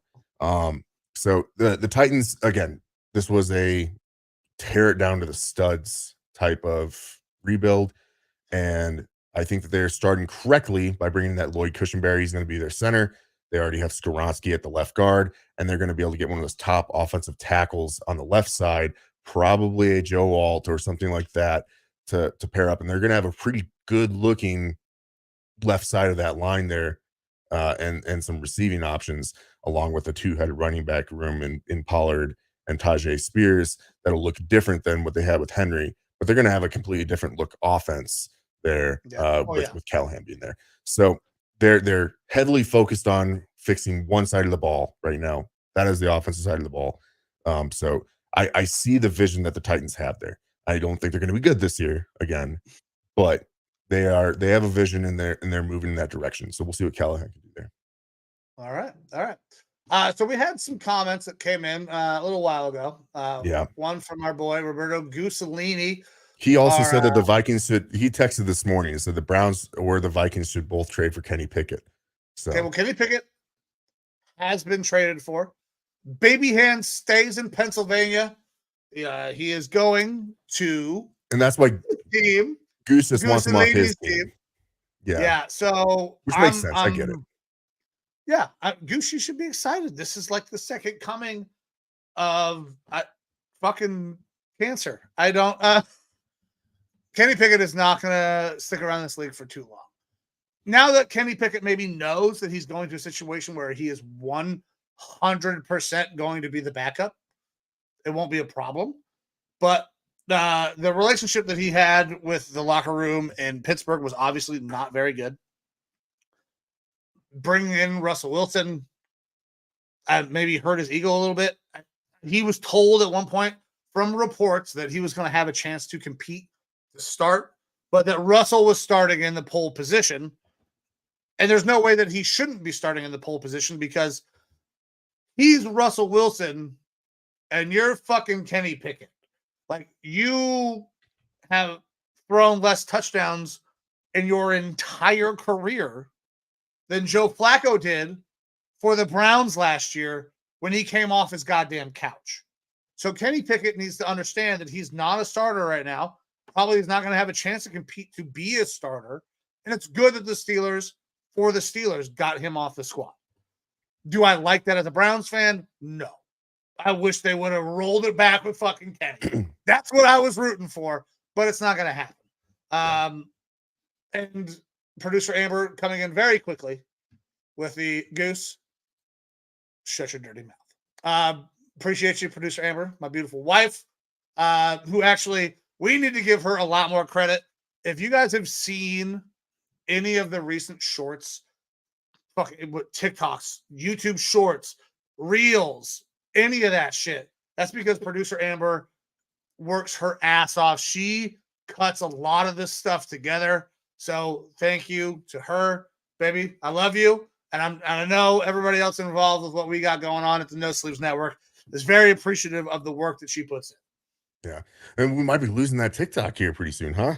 Yeah, that's actually probably good. That's a conversation for the talk. About the TikTok. I don't think it's going to. But it's probably not. There's going to be some changes that probably get made because who doesn't like money? And I believe that the largest users of TikTok are Americans. So it will almost certainly get changed. Yeah. All right. Is there any other kind of bigger signings? I mean, look, again, we can kind of hit. We could talk about every team here. The one that I do want to bring up because I kind of brought up earlier, Danielle Hunter goes to the Houston Texans. Yeah, I've got to talk about it because that Texans team is going to be scary. Dude, they're so good. That might be the team that I think can beat the Chiefs. Like, listen, I'm a huge Browns fan. I will rock Browns until the day I die. I don't give a shit what's going on at quarterback. I'm rocking Browns. We have a chance to win and win a lot in the next 2 years, depending on what happens with salary cap. However, the Chiefs are obviously still the team to beat in the AFC. That's the reason they're continuing to go to Super Bowl after Super Bowl. And the emergence of what this Texans team can do with a young rookie quarterback, no fucking cap constraints anymore. All their picks plus some, thanks to the Browns, and a great defensive head coach, they might be representing the AFC in the Super Bowl next year. That's how good this team could be. Yeah. They don't have all the same picks because they did make that move yesterday. But look, like you said, when you have that rookie quarterback performing like he did, You have good receiving talent. They probably still can afford to add another receiver, but like they're having guys who are doing really well out there. They go out and they sign a Joe Mixon, well, trade for Joe Mixon, who I know some people are off. I've always kind of liked Joe Mixon. I think that he's going to be a good complementary piece for him out there. Great 2-down back. They re-signed Dalton Schultz, who had a good year out there. They get Azeez Al-Shaair from former 49ers linebacker who played for D'Amico and then plays 1 year with the Titans, and now he's back with D'Amico. Mm-hmm. He looked real good with the 49ers before, and he was one of the highest league leading tacklers out there in Tennessee. So he's still got it. It's not like he lost it. Now he's going to fit into that system really well. Danico Autry coming there, he's been a solid role player along the defensive line. They get Okuda, who is, jumped around a little bit since, he moved off of Detroit, but I mean, he's a potential high ceiling type of guy. But I mean, look, Danielle Hunter, huge get for them. I'm so happy that Danielle went to the Texans if he didn't come back to Minnesota. That's like, you're going to see his potential be, just as good as it was there in Minnesota, if not better, because not only is he playing for a good defensive coordinator, and he had that with Flores, but the defense around him is so much better. Will than Anderson on the opposite side has the potential to be very dangerous. That's a lot of speed coming off the edge down there in Houston. Yeah. And we talked about what Danielle was going to get contract wise. Mm-hmm. I'll take the W on that one because he got his 2 years, $48 million guaranteed, 49 total. So he's getting a good bag for a dude there that's going to be 30, but he's had some years off from, a neck injury, which looks to be in his past. And he was just super dominant, high pressure rate last year. Like, he's going to be fantastic for this Texans team. I'm super happy that he was able to go here because, outside of, I follow the Vikings, you follow the Browns, and I follow the Browns and enjoy rooting for them because of that. But the Texans are like my AFC team otherwise because of, I always love seeing that story of a team pulling themselves up out of the shit. And the Texans have been in that so long. And I like D'Amico. I like what CJ Stroud did. They've just completely turned that organization around in a matter of a year.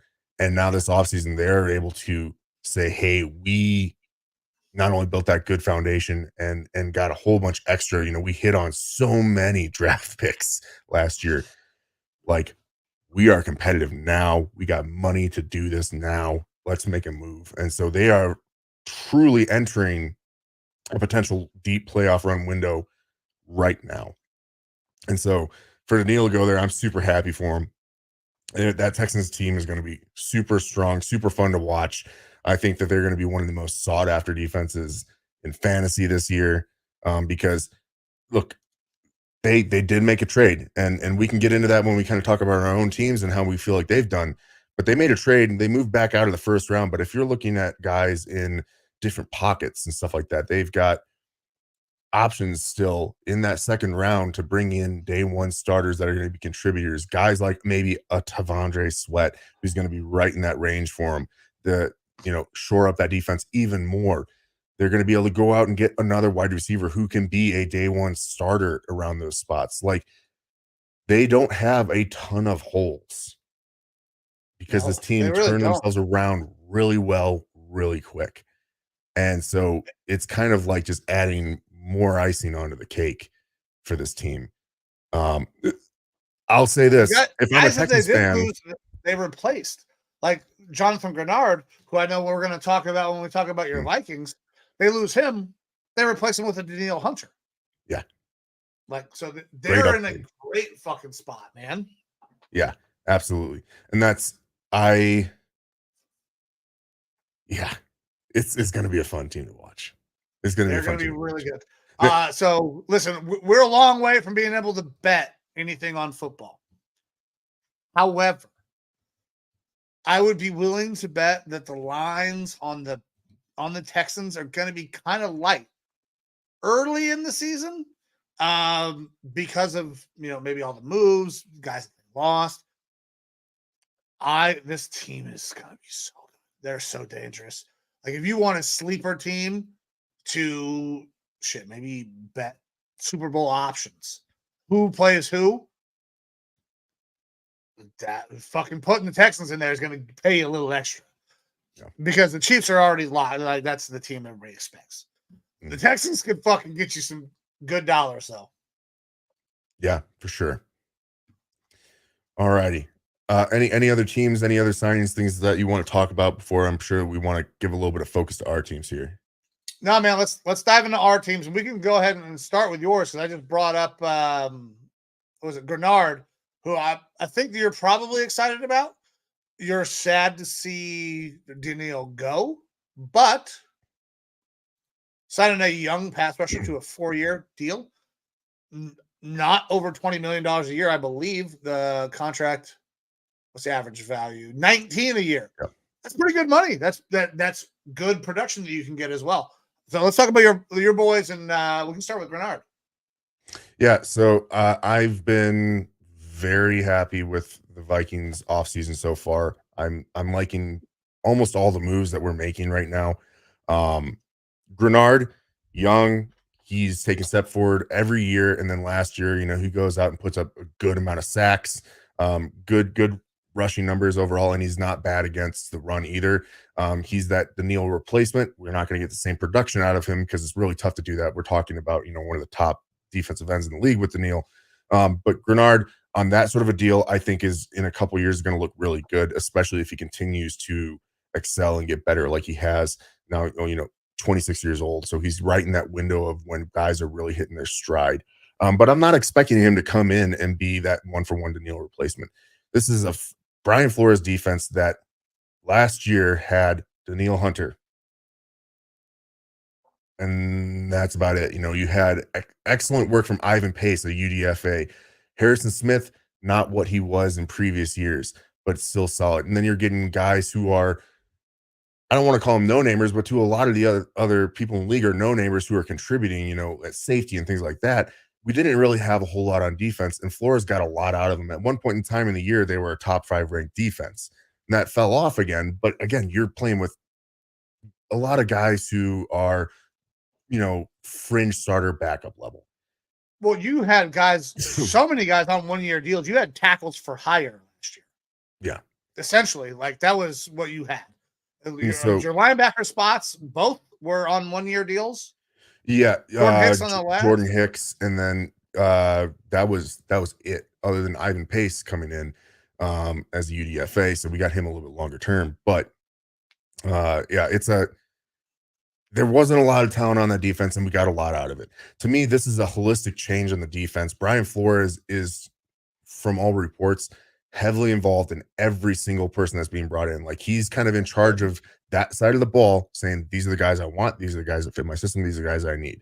And so getting a Grenard, while he's not a Daniil Hunter, he probably fits what Flores wants. And that's why we go out and give him the sort of deal that we did. It's why we go out and get an Andrew Van Ginkel, who has worked with Brian Flores before and is a very, very good pass rusher. I mean, he had to step up last year when Miami started losing players left and right. Van Ginkel kind of coming back to the Midwest. He's an Iowa kid. Getting to come back, he's a very good pass rusher. He's not as good in the run game, but he's good against, rushing the passer and as a coverage linebacker as well. And then you go out and get Blake Cashman, who has made some really big ascents as well. He's one of the top rated linebackers, surprisingly to me, because Blake Cashman, a former Minnesota Gopher, I thought that he was just kind of middling or whatever. He made big strides last year. Though, right? He doesn't miss tackles. That's the thing on Cashman. He is a sure tackler. Now, is he a sideline guy who's going to run all over the place? Probably not, but I mean, maybe his coverage grades were really good last year. He's more of the sideline to sideline guy than Pace is. Pace is that downhill. But Cashman's going to be more dropping into a zone that I want him manned up on anybody. And you guys are sticking with the 3-4 with Flores, right? So yeah, hybrid 3. Like, we call it a 3-4, but in reality, like, he's doing all sorts of weird shit with that front. So, but look, those are 3 guys that are immediate starters that are upgrades to each of those positions. Instead of having one pass rusher, now we've got 2 guys that can rush, and we still can look towards the draft at getting more of that. Like, I think that our defense, while losing Daniil is a big issue, I think overall the defense looks healthier now than it did last year. And then we're able to, re-sign some guys like a Jonathan Bullard, who is, again, he's that backup style, 3-4 end, but he's serviceable. We're able to keep him there. We get a Jerry Tillery, former third overall pick, Jerry Tillery, who has not lived up to it, but he is, again, last year with the Raiders was probably his best year. And so I'm cool with that 1 year, $3.7 million deal because we need some interior guys. He's probably going to be better than a Kyrus Tonga that we had last year. And he's that true interior guy. And that pushes Harrison Phillips, who was in the middle, to an end spot where he's going to be able to work better. All of these moves that they're making, they're not massive splash moves on the defense, but in overall, that defensive health is going to be better. And then you look to the offensive side of the ball. All right. Kurt is gone. Cool. Yeah. I'm happy with it. Been rooting for that. I know that we have to bring in someone as a bridge. I wanted Gardner, didn't get that. Wanted Brissett, didn't get that. And we go out and we get a Sam Darnold. All right. I have a question whenever you're ready. Sure. I'm not a huge fan of Sam Darnold. And I don't think that there's many huge fans of Sam Darnold out there in the world in general. As right? There shouldn't be. But I have been able to paint this picture in my head where this is all right. Okay. 1 year, $10 million deal. Fucking copium right into the veins, baby. To an extent. But it's money's great. Sure. He's super cheap. But it's further signaling of what this means for the future of the team. That's the biggest thing for me. But if we're going to look at just Sam Darnold on his own, all right, again, he gets dropped into a Adam Gase-led New York Jets team that is a dumpster fire, and no one's going to succeed there. He goes to Carolina, and he puts up 6 games where he's league average, and he doesn't look half bad, all right? And then the Carolina Panthers, again, dumpster fire, and falls to the wayside. You have other guys like a Baker Mayfield who went to Carolina and was not good. It's a dumpster fire there. And then he leaves and immediately goes to the Rams and looks good, and now to the Buccaneers and looks really good. Sam Darnold, for the first time ever last year, got to be on a good team and sit on the 49ers with good weapons around him, with good coaching, and he's not in a pressure situation where he has to perform. Right. And the reports are that, preseason stuff, he actually looked all right. Right. There's a reason he was taken number 3 overall. He's got the size, the weight, the arm, all that stuff that you're looking for. It's what's between the ears. And is that completely ruined from going to dog shit teams? And I don't know. We won't really know. I think that between him and Nick Mullins is a more high variance guy who's going to put up massive yards, massive touchdowns, and also massive bonehead plays and turnovers. Sam Darnold is a safer, at worst, I think Sam Darnold is a safer option of that.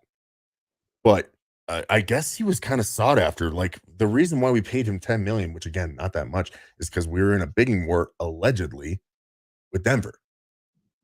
Because Denver was looking to bring him in as well to be that bridge starter. Either way, it's a 1 year deal. We know what Sam Darnold is. He is a bridge guy. And could he potentially have a story arc of a Geno Smith? Maybe. Geno Smith goes, plays for the Jets, dog shit. Bounces around, goes to a competent team with a competent offense and competent coaching. And all of a sudden he looks like Geno Smith that we have today, which is not half bad. But don't get me wrong. Sam Darnold is there. After sitting behind a competent veteran quarterback for a little while, Geno makes that leap, because Geno doesn't make this leap without Russell Wilson being there and then Russell Wilson getting hurt, right? So it's not like Geno was signed and was great. He had time to learn from a guy who's done it before in Russell Wilson. Yeah. Sam Darnold, at what point has Sam Darnold had a dude that is a veteran that can show him the ropes and what to do? He still has Brock Purdy. That. Where's Brock Joe? Purdy? Yeah. Where's Joe? Yeah, here's Joe Rockstar. Brock, love him. Jimmy Garoppolo. Not a veteran. For fuck's sake. Yeah. Yeah, which I don't think that they had overlap. That is a worry. That is a worry for me. But I'm gonna ask this question now. Would you rather have Sam Darnold or Justin Fields be your starting quarterback for the season? That's actually a tough one because in a vacuum, I would say if there's no NFL draft, I want Justin Fields. Of course, he's the better option, better long-term option, better ceiling. Outside of that vacuum, where we do have the draft and with the associated moves that the Vikings have made, I am actually okay with Sam Darnold because Justin Fields is less competition for a rookie quarterback, which is obviously the move that we're going to make and bring a guy in. Justin Fields, I think you Justin can Fields get or away. Sam Darnold is less competition. Sam Darnold is less competition for the rookie quarterback. And it's going to be less pressure because I believe that, we'll get a rookie. And 4 to 6 weeks into the season, that rookie will probably end up becoming the starter, unless Sam Darnold ends up having a Geno Smith type season where, fine, we're done with him after this next year and we get a comp pick for Which it. would be the perfect scenario. Your rookie doesn't play at all. Sam Darnold plays adequate. And then in the last 4 weeks of the season, when maybe you guys are on the edge of possibly making the playoffs, you say, no, we don't want to make the playoffs this year. Let's start the rookie, see what he's got. A la a Pat Mahomes type thing. Even though the Chiefs were still making the playoffs when Pat was drafted. Yeah. But yeah, that's the end game, I think, with Sam Darnold. Whereas if you have Justin Fields in there, now it's a little bit more of a competition. People are going to be a little bit more clamoring for Justin Fields. This would be, easily the best situation Justin Fields has been in, probably the best offensive coaching that he's had. And all of a sudden, if Justin Fields starts to become something, it makes it a lot more difficult to put the rookie in, especially this year. The thing that, when we had kind of had this conversation before is, okay, he starts to look like that. You sign Justin Fields to the 5th-year option, and then you be the ones to try to move him and just don't set his price value too high. But I think as of right now, I'm okay with Sam Darnold being here. I don't want to trade for Justin Fields at this point. Like I'm happy with Darnold being that bridge for the first part of the season while we get a rookie ready, because there's no way that's not happening at this point. Because the Vikings made the move yesterday where we traded to get the 23rd overall pick from the Texans. We gave up next year's second and we got next year's second and a 6th round pick this year for the Texans' 1st round pick and a 7th round pick. By the trade value charts, the Rich Hill chart, we definitely won that trade. I know Texans fans aren't a fan of that trade. A lot of league pundits aren't fans of that trade. I'm a fan of it for they're not fans of it for the Texans. The Vikings definitely are being viewed as the winners of that trade. The interesting thing is that the Vikings don't make that trade right now unless there's a third party. They've had the conversations with those teams up in the top 5 picks of the draft. And those teams have basically said, if you want to come to the table and start talking about this, this is what we need. Teams value the 1st round picks this year more than necessarily the future ones because they don't know who's going to be in that class. They don't know where that 1st round pick is going to be. Is it going to be the 32nd pick in the 1st round, or is it going to be the 1st pick in the 1st round? They don't know. And the Vikings perennially have not been teams picking high in the draft. Pick 11 is one of our highest picks that we've had in a long time. So you can assume that it's going to be a middle of the 1st round pick or maybe worse if you're getting future firsts. But I believe that they probably have had deep conversations with either New England or the Chargers, pick 3 and pick 5. And they've said, hey, if you're able to get us another 1st round pick this year, we can really start talking. If it is the for that, highest you can go, 5 is the lowest you can realistically go to get a guy that you want. Right. And so in my opinion, if the Patriots are the ones that the Vikings are talking to, a trade will be made here before the draft in order to get us up to 3. And then, in my opinion, that also signals probably the Justin Fields to Pittsburgh or to the Patriots could be in play then. Yeah, because they can't. They're not going to run out there with Bailey Zappi and Bailey Zappi alone, plus a late round draft pick. Yeah, well, I mean, Bailey Zappi is the backup to Brissett. JJ McCarthy dropping down because you guys are at 11. Does JJ McCarthy last to 11 if you guys make that trade for them to go and get him? Are they thinking about trading back up late for a Michael Penix? They have to have another quarterback. It can't be Bailey Zappi. Yeah, and I think Fields gives them the better upside for the short term. But if the Patriots are the ones that they're trying to move up with, I believe that will be done prior to the draft. And then we could be looking at that as soon as today happening.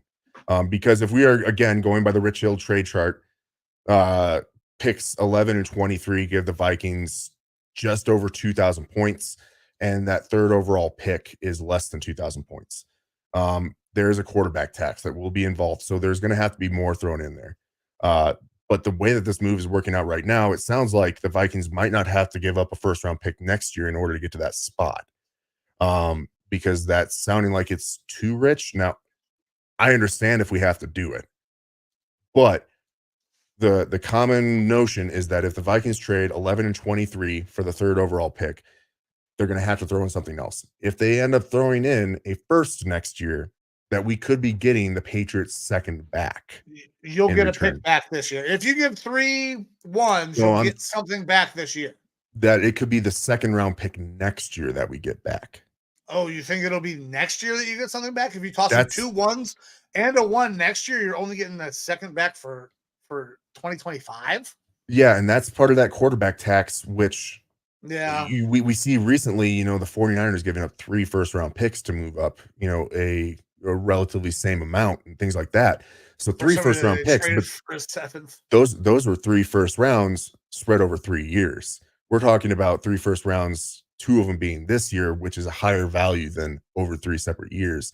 So giving up a first next year is a lot, but getting a second back, like you said, the Patriots are going to be a dumpster fire, right? That's basically a late first round pick that you're probably going to be getting. That's true. So in my head, pick 33.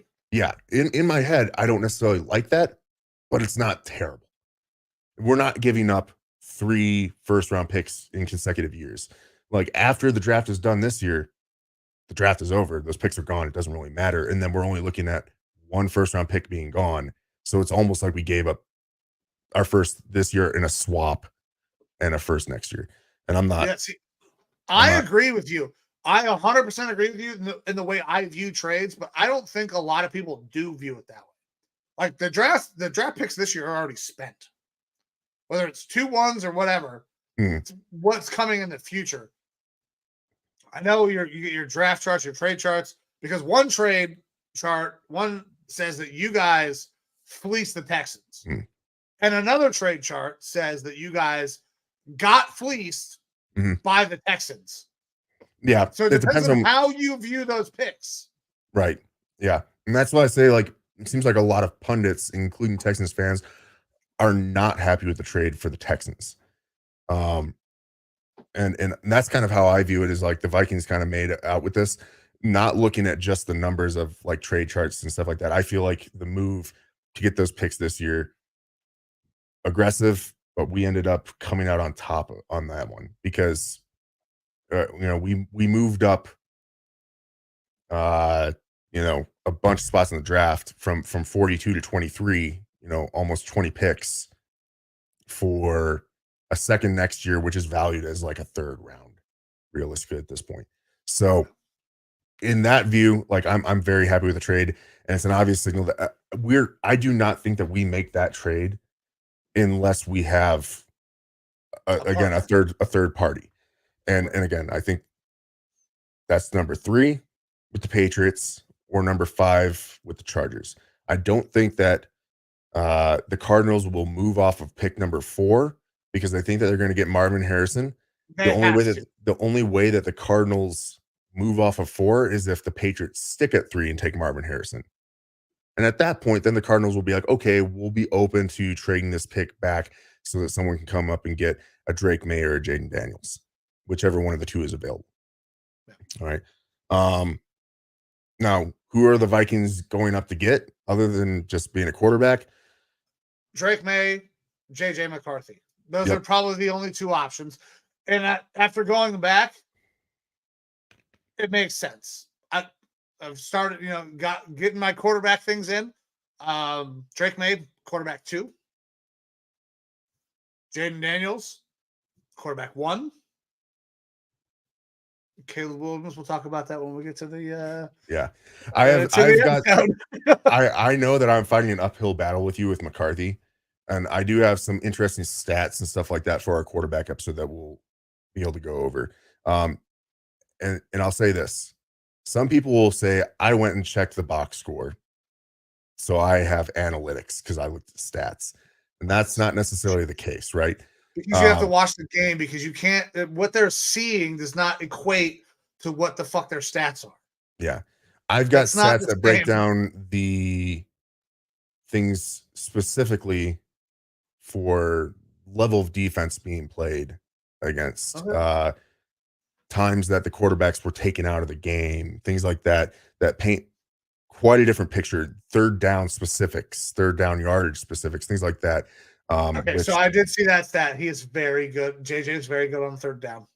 There's some stuff there with JJ where his numbers are actually kind of well beyond all the rest of the draft class. If you start to look at segments of things, specific things that NFL teams are looking for. Now, to me, it is Drake May, number 1, JJ McCarthy, number 2. And I feel like the Vikings, if they're moving up to 3, they're feeling comfortable saying Drake May might go number 2, and they will take JJ McCarthy at 3, and that they're okay with that. And then that means, in my opinion, that means that Jaden Daniels drops down to 5 or later because Caleb Williams is going 1. Like, well, that's a foregone conclusion now at this point. It'll be really interesting because if Drake May goes 2, Vikings jump up to 3 and take McCarthy. Now Jaden Daniels is going to go past 4 because Marvin Harrison is going at 4 to the Cardinals. Now you're talking about pick 5 again, and the Chargers are willing to trade.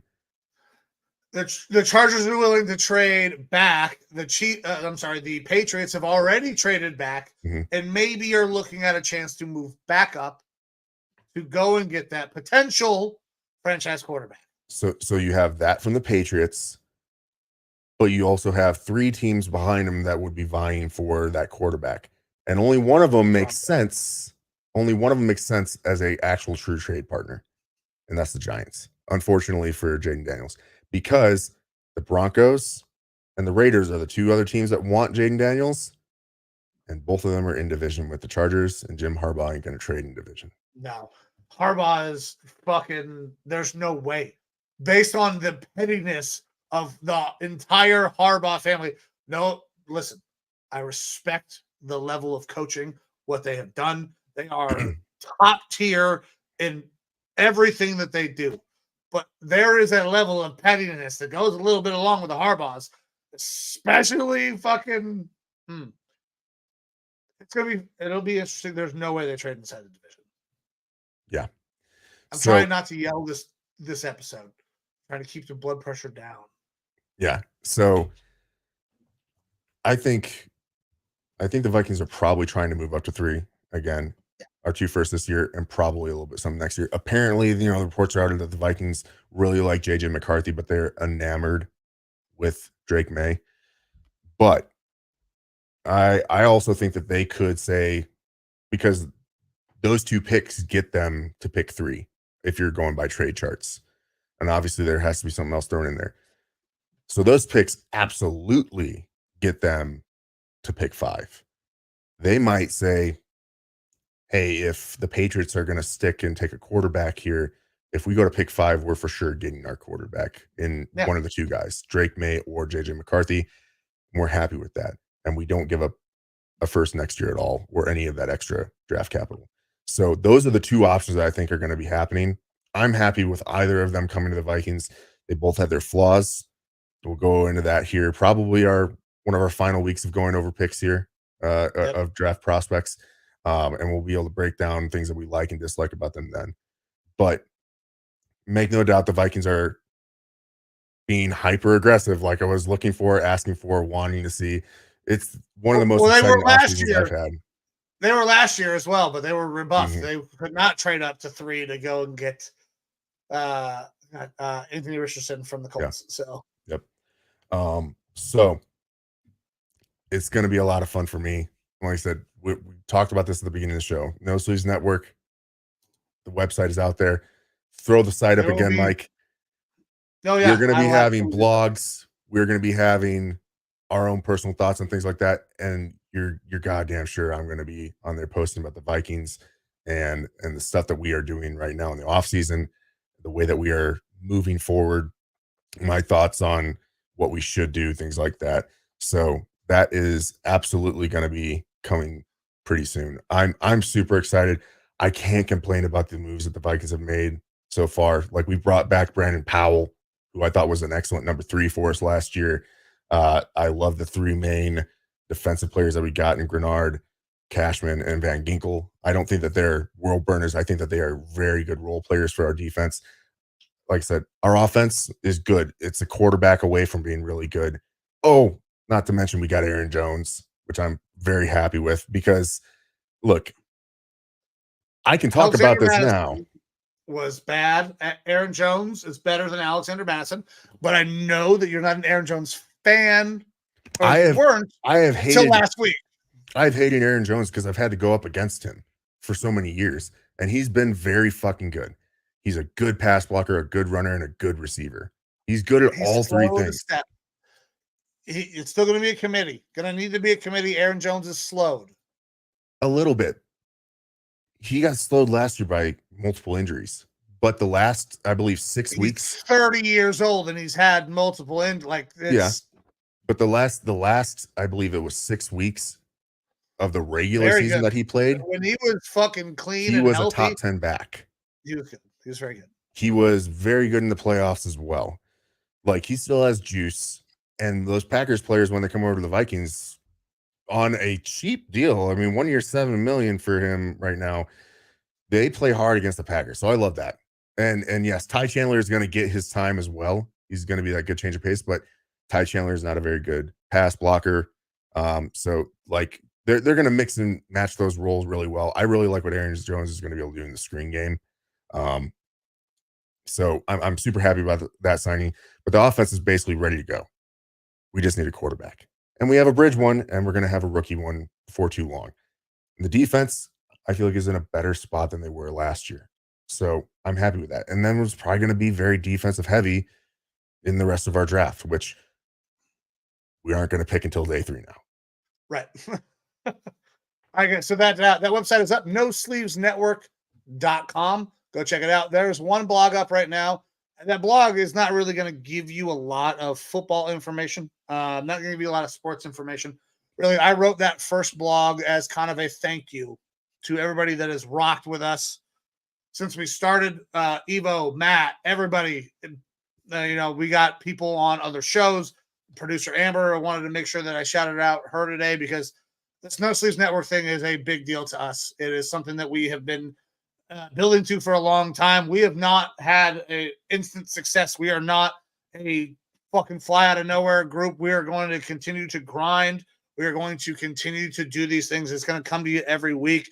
Blogs, shows, all of that shit. So that first blog, when you read it, I want you to know that that's from my heart. I appreciate everything that everybody has done, and I cannot wait to see where we fucking grow to. With that, though, I'm going to drop this down, and we're going to dive into the fucking Browns. And I cannot push this off.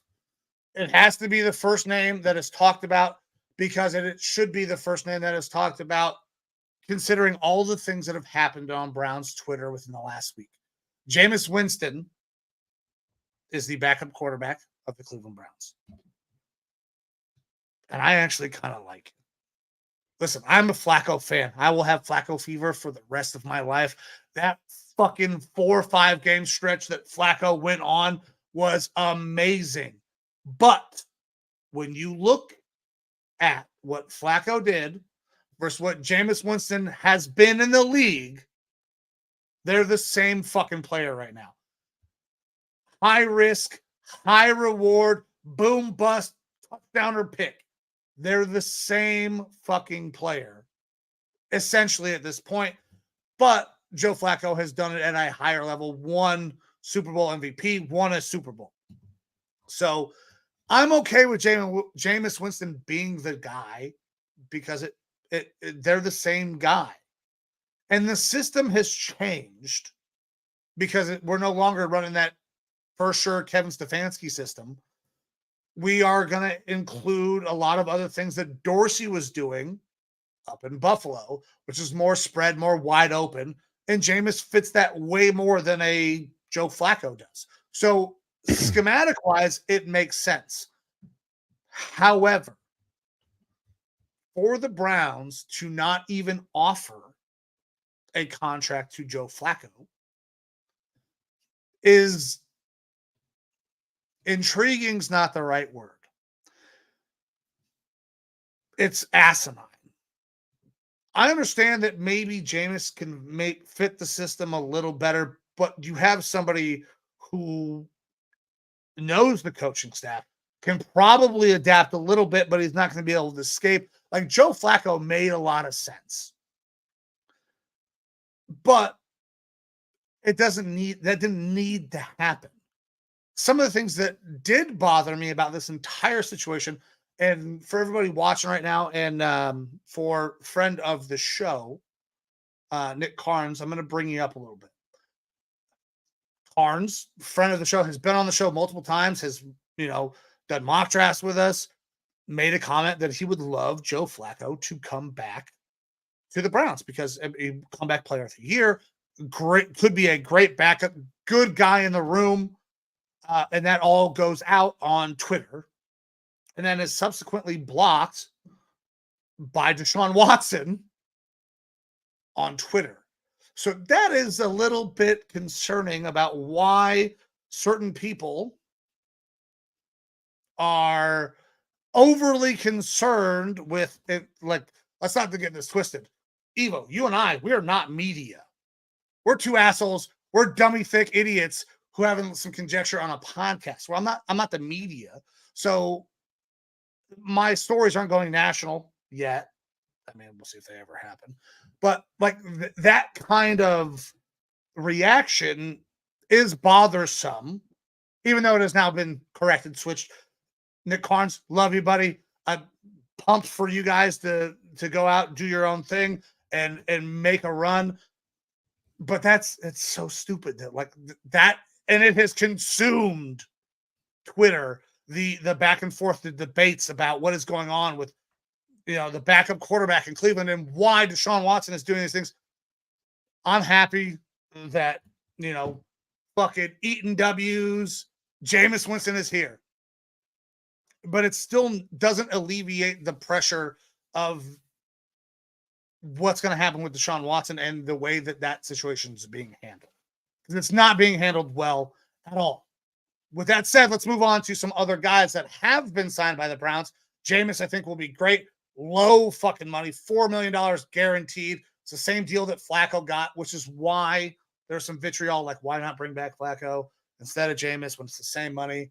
Well, the scheme has changed because Dorsey's changing the scheme. But some other things that are great. We get Za'Darius back, was efficient, not great, but it was a decent, efficient pass rusher. We signed a lot of guys that, kind of were already on the squad that I love to have back. But a guy that we did bring in, Jordan Hicks. I know you're very familiar with Jordan Hicks's game. Fits better in the 3-4 scheme, in my opinion, as an inside linebacker rather than being a true middle. But takes the place of, linebackers that we did lose because, we lose a Taki, we lose Anthony Walker. So Jordan Hicks can come in, be the veteran in the room. I like that, even though I'm not necessarily as high on Hicks as I would have been if we had re-signed Taki. That's where I wanted to be. But we get Maurice Hurst back. Love that.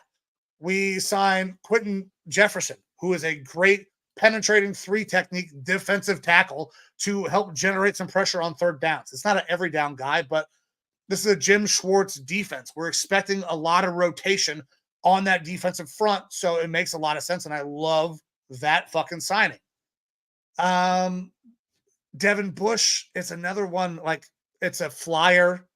At one point was really fucking good. Could have been a great linebacker, but got hurt and has lost some of the things that he's great at. Shelby Harris, another guy that we bring back in. I love that because, well, he's been in the system. It was a great rotational piece. Michael Dunn, same thing, another reliable backup. We have not made any moves that really moved the needle on this Browns team other than re-signing our own guys. And from where we were last year, that's great. And trading. For a wide receiver, which Jerry Jeudy, I'm excited about. Jerry Jeudy has the potential to be fantastic as a number 2 option. I think Jerry Jeudy was expected to be the number 1 in Denver and never lived up to the billing. That's why you see the Steve Smiths and the fucking Mark Schlereths coming at Jerry Jeudy the way that they are. By the way, it was not me in Steve Smith's DMs. I was not asking him to come on to talk about Jerry Jeudy. It's just, I'm excited about Jerry Jeudy. Could be a great 2. Maybe the 2 that I thought more would be, but who could be a really good slot guy now. So I'm excited about the moves, but we really moved the needle? Not a lot. This is a great free agency period. We get a B-. We re-sign key assets. And the problem with our team last year was that we just weren't fucking healthy at all. So we are going to get healthy in the offseason. We re-sign role players. We re-sign guys that are going to, kind of help in rotational pieces where we didn't make a huge splash. And I'm fucking totally fine with that. That this team is ready to compete. If injuries can be avoided or mitigated at the very least, I mean, you get Nick Chubb back to playing at fucking 80%. Nick Chubb at 80% is better than, 50% of the running backs in the NFL? So this team is still very good. We're on a right track. But I don't have a ton of things to be excited about at this point, other than the Jerry Jeudy signing or a trade, which I think could be very fruitful. I'm not expecting a world beater in Jerry Jeudy. I'm expecting him to be a very solid contributor, number 2. And then for me, hiring Mike Vrabel as a assistant coach, a consultant is great. Personnel consultant. Mike Vrabel knows football. He's a football guy. I love that. So, I'm happy where we're at, but I don't have anything to write home about. And that's okay, because we were already a playoff team with 33% of our starters on the fucking IR. So that's where I'm at on the Browns. For you, signings that you did see, your take from an outside perspective, because Browns Twitter has been in a fucking war for probably a week now. Yeah. It's a tough spot for me because like you said, the guys that you brought back and everything are good role players, guys that you need. You guys obviously made a push last year. It's just the couple spots where you have deficiencies, like bigger ones, are the quarterback. You don't know what's going to happen with Deshaun, and Jameis is such a volatile quarterback. If he has to see playing time, what's going to happen there? The running back stuff, I don't know that Nick Chubb's going to be back by the start of the year. I don't even know that he's going to be at 80%. So it makes me question what's going to happen with the running backs. And then something that's been really a big, positive on your team has been the offensive line. You lose Callahan, and I believe you guys lost some offensive linemen as well. Like Nick Harris? So Nick Harris should be back. I believe we brought everybody back in terms of, let me double check. In terms of the offensive line, I don't think we lost not any starters anyways. Now we did lose Jordan Elliott. Seahawks signed Nick Harris. Okay. Who should technically and was a backup, but played a lot last year, because of the injuries. Right. And that's the thing is that you say that you'll be good as long as you can mitigate and get healthy and stuff like that. But football's a game where everyone gets hurt, you know? Yeah. So could you find yourself in a situation where you're finding that again? I mean, you guys had one of the best defenses last year, and you should generally be able to maintain that because you really didn't lose a lot on the defense. It's the offense is where, you know, you need to see the strides, and bringing in Jerry Jeudy is a good thing. Deshaun has to step his game up, and Jerry Jeudy coming in as a solid, legit number 2, which is the position I thought he should have been in Denver because I really like Cortland Sutton. But Jerry Jeudy as a 2 behind Amari Cooper makes a ton of sense and can open up a shitload because it's another guy that runs good routes and separates well, like an Elijah Moore. But we didn't really see a big pop from Elijah Moore either. So yeah, you just have to find someone that can get them the ball. And Deshaun, like I said, has to step up. This is it. It has to be this year. It cannot be another injury or rust. It cannot be any of those things. That cannot be an excuse this year. Yep. Now, looking within your division, do you think that the division got better? I think the Bengals got way worse, actually. I think the Steelers got better, though. The Bengals have lost a lot of guys that were very solid contributors on that team for a long, long time. And I don't think that they're done losing people because T. Higgins is probably getting traded. Oh, no, maybe not. Maybe he plays on the franchise tag. I don't know. But I think the Bengals got worse. The Ravens are just as good, if not better, with the addition of Derrick Henry. And the Steelers got better by subtracting Kenny Pickett and adding Russell Wilson. Yeah, and I don't know that the Bengals necessarily got worse. I mean, they lost some guys for sure, but they're still in a position to the couple spots that they do have issues, like along the offensive line, they can add there. If T. Higgins leaves, they can add there because wide receiver and tackle, this is a great draft for both those spots. They bring in a Zach Moss, who you and I both really like at running back. I think that he ends up being an upgrade for over Mixon there. I wanted Zach Moss, but we signed a running back, but I don't expect Naheem Hines to play running back. I expect Naheem Hines to be a third down afterthought back and a returner. And Zach Moss on a 2-year, $8 million deal is a fantastic value. Yes, you know, I would have paid more to get him in the door for you guys and stuff like that. But they, you know, perennially they've had issues at tight end. They get Gesicki and Sample there now, so they've got some options. I don't think that they necessarily got worse. I think some of the spots where they had issues, their defense for sure got worse. If there's a spot that they got worse, it is on that defense. And part of that is Lou Anarumo is, you know, 1 year he's being talked about as potential head coach, and then last year he has a real down year, and then the defense probably isn't as good as it was. But they're going to be able to hopefully address some of those issues potentially in the draft here. So I don't know that they necessarily got worse. I think that they just changed what they were not as good at. But I do think that Baltimore probably got better. You know, Derrick Henry doesn't scare me, but I think he's better than Gus Edwards. Yeah. And so I think that your division, you guys stayed a lot the same. Yeah, very much. Your division kind of got better. Like the Steelers are going to be more competitive with Russ than they were with Kenny Pickett. The Ravens are the Ravens. They're a damn good team. And the Bengals are probably roughly around the same as well. So my question is going to be, are you guys able to stay healthy? Are you able to get more out of Deshaun Watson? If Deshaun Watson takes a step forward, then you guys are in a all it has to do is play like league average quarterback play. This is a 12-win team. Meanwhile, it was last year. My NFC North is all getting fucking better. So yeah, dude, except for the Packers. The Packers didn't do a ton. So we got Josh Jacobs. Yeah. That's it. Like they got Josh Jacobs, but they lost like Devondre Campbell on defense and stuff. So like the Packers to me didn't, you know, they didn't really get better. That you're doing a swap of Aaron Jones for Josh Jacobs. Josh Jacobs is just a younger Aaron Jones. So there's not a whole lot of change there to me. But you know, people are really high on the Green Bay Packers right now. I'm not, but you know. Well, it's because everybody's really high on Jordan Love. we'll see how that plays. Yeah. Look, they got Xavier McKinney. That's definitely a good get for that defense. Yeah. I'll say that.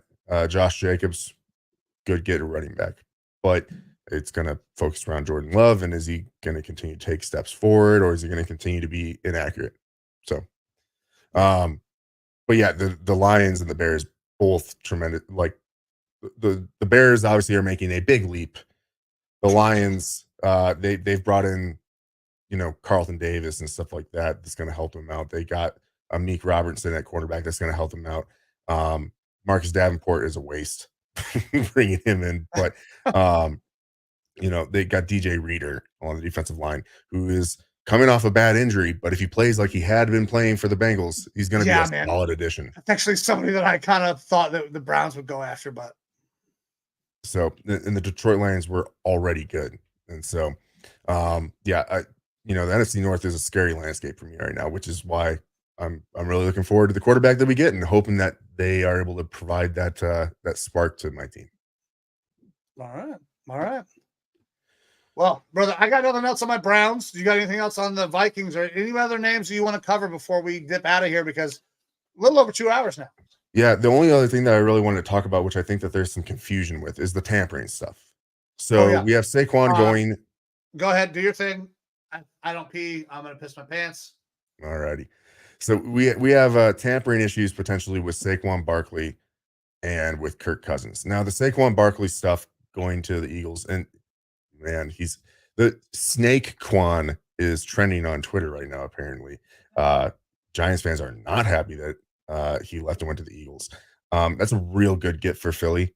And I know, there's been conversations on the Lineman Lounge page for, particularly with Jesus Vasquez, former soldier with Mike and I at different points in our careers. He was a Cowboys fan, and he's like, where do they keep getting money? Look, the Eagles have done some really good stuff as far as managing their cap space and maneuvering guys around and stuff like that, and that's a really good get for them. Like, DeAndre Swift had a really good year last year, but Saquon is for sure an upgrade, a fantastic receiving back, fantastic runner. And I don't know exactly where the tampering stuff is coming with the Saquon stuff, but with Kirk Cousins, that seems a lot more legit. And the investigation into that, it'll be interesting to see what happens, because the thought is that the league doesn't really care about tampering with players, because players moving, stuff like that, makes money for the league. It's exciting. But when in your initial presser, Kirk Cousins comes out and says, oh yeah, I met with, the head trainer and stuff like that, he's basically admitting like he was speaking with his team before the tampering period was allowed. When Kirk Cousins goes and 2 hours into the tampering period has a contract worth up to $180 million, it doesn't just immediately happen when, his contract negotiations in the past have taken time. And when you're talking about that sort of money, like, again, it doesn't just happen that quick. And normally aren't going to make a decision that quick. That coupled with the fact that he actually said, yeah, I was speaking with the trainer, and then you have the Florida reports of him talking to Pitts about the number swap and stuff like that beforehand and things. There's a lot pointing to tampering having happened, and we know it happened. Is the league going to be able to prove that it happened? And if that ends up coming down that the league finds yes there was tampering, what is the penalty going to end up being? For a franchise starting quarterback, that's probably at least a second round pick. So plus $1 million fine. That's the going rate, isn't it, for tampering? $1 million in a second?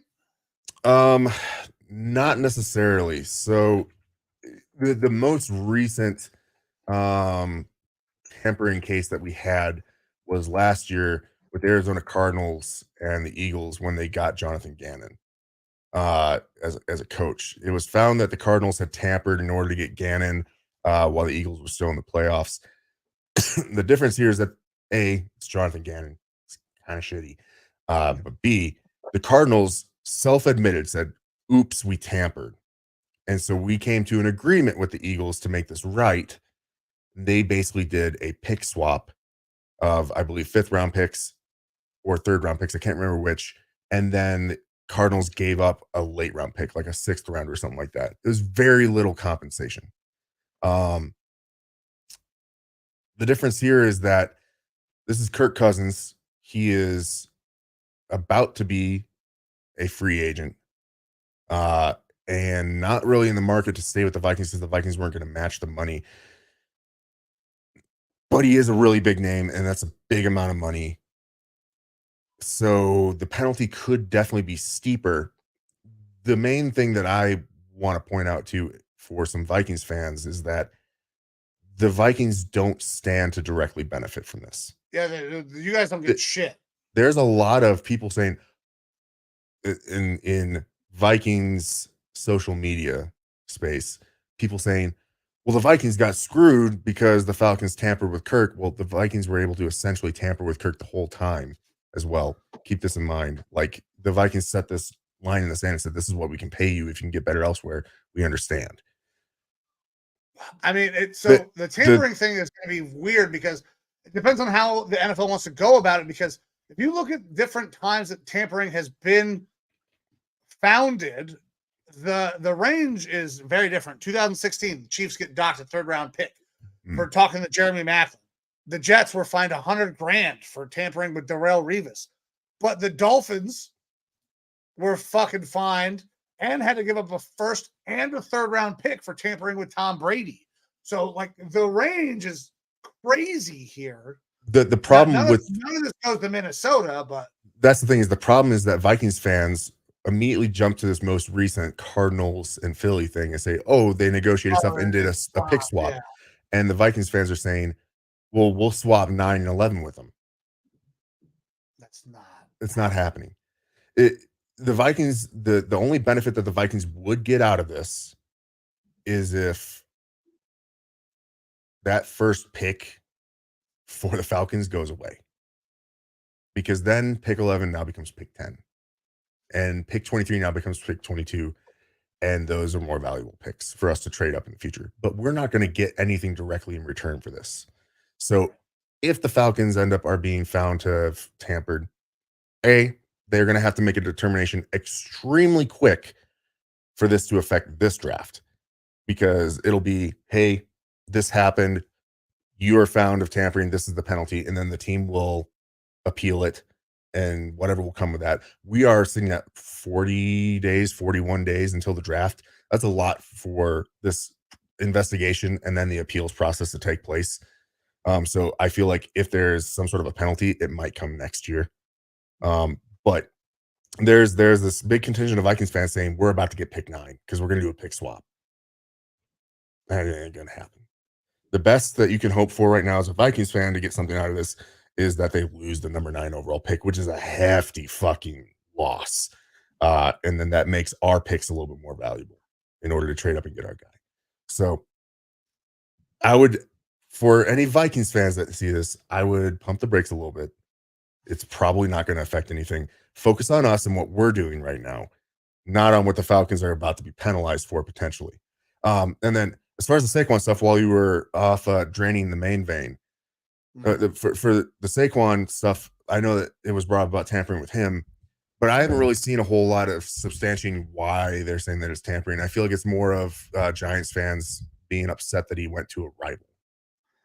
Yeah, the apparently Giants, they hate him. They're done. You're dead to me, Saquon. You're dead. Snakequan is trending on Twitter right now. It's fucking ridiculous, man. Get paid. I mean, you don't need to listen to me to tell you that. You should already know. Take the fucking most money. Don't get me wrong. In a good situation. If Adrian Get away Peterson, from New York. If Adrian Peterson had left the Vikings to go play for the Packers, I would have so much vitriol. I get it. If I'm a Giants fan, I get it. I get it. If But Nick Chubb ever fucking puts on a Steelers jersey, I will lose my goddamn mind. yeah. So we completely understand that. But that being said, like, from an outside perspective, the guy's going out and getting a good contract and getting money. It is what it is. Yeah. Well, and somebody who is supposed to be like a mentor to you as you're in that organization, and then they completely turn their back on you, is very clearly not a mentor. Never was. Oh, and Tiki? Yeah. Yeah, that's interesting. Yeah, that's fucking Bush League bullshit. But I'm just wondering, are you aware of what they're looking at with the tampering with Saquon? I do not know specifically of what they think was tampered with. So I couldn't even venture a guess right now. Yeah. I'm not sure where that's necessarily coming from other than vitriol, which I get to an extent, but I mean, like, it's, Well, you the know, tampering for Kirk was so fucking black and white. It was in a press conference, for fuck's sake. yeah. So that one's easy. Yeah. And the funny stuff is, obviously Kirk brings it up in the press conference, but Florio talking about, that, he'd already talked with Kyle Pitts about a number swap. That stuff, if you weren't aware, didn't come, like, Florio didn't get that direct.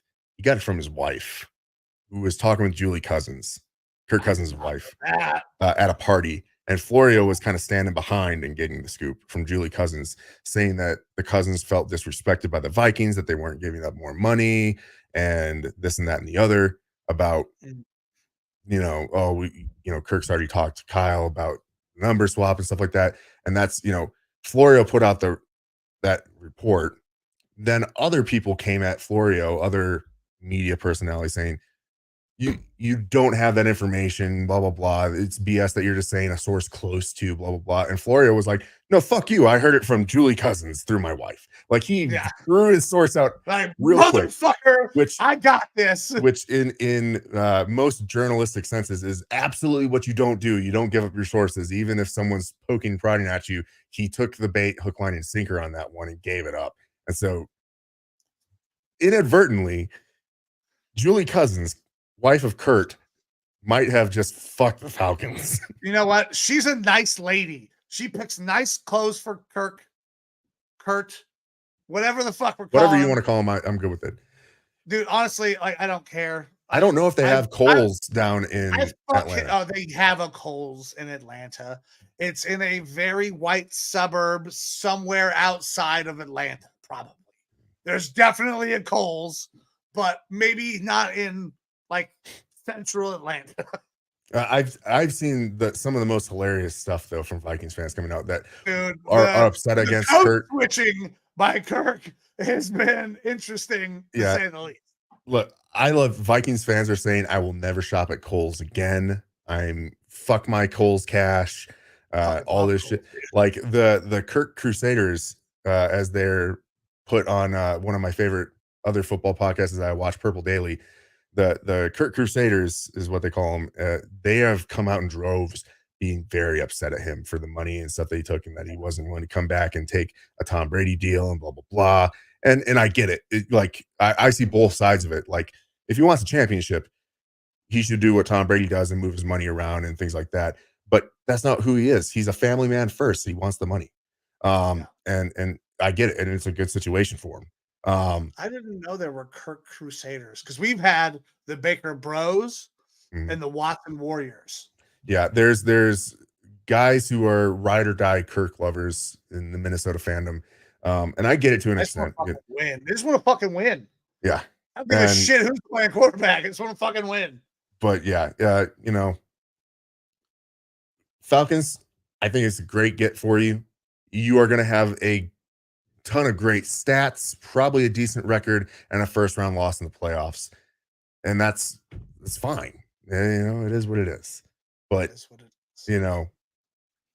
they really do love their cousins in the South. So. Yes, they do. All right, man. Let's get the fuck out of here. That's a great way to end today's show. Guys, this is the Lineman Lounge. I'm Mike. That is fucking Evo. And we're back every single week. If you want to interact with the show, you can go to the YouTube page, comment, like, subscribe, hit the bell so you get the notifications every time we go live. Go to the Facebook group where Evo is constantly keeping things up to date. I control the Twitter, so if you want to interact with Twitter, go ahead and go to @Lineman Lounge and interact with the show.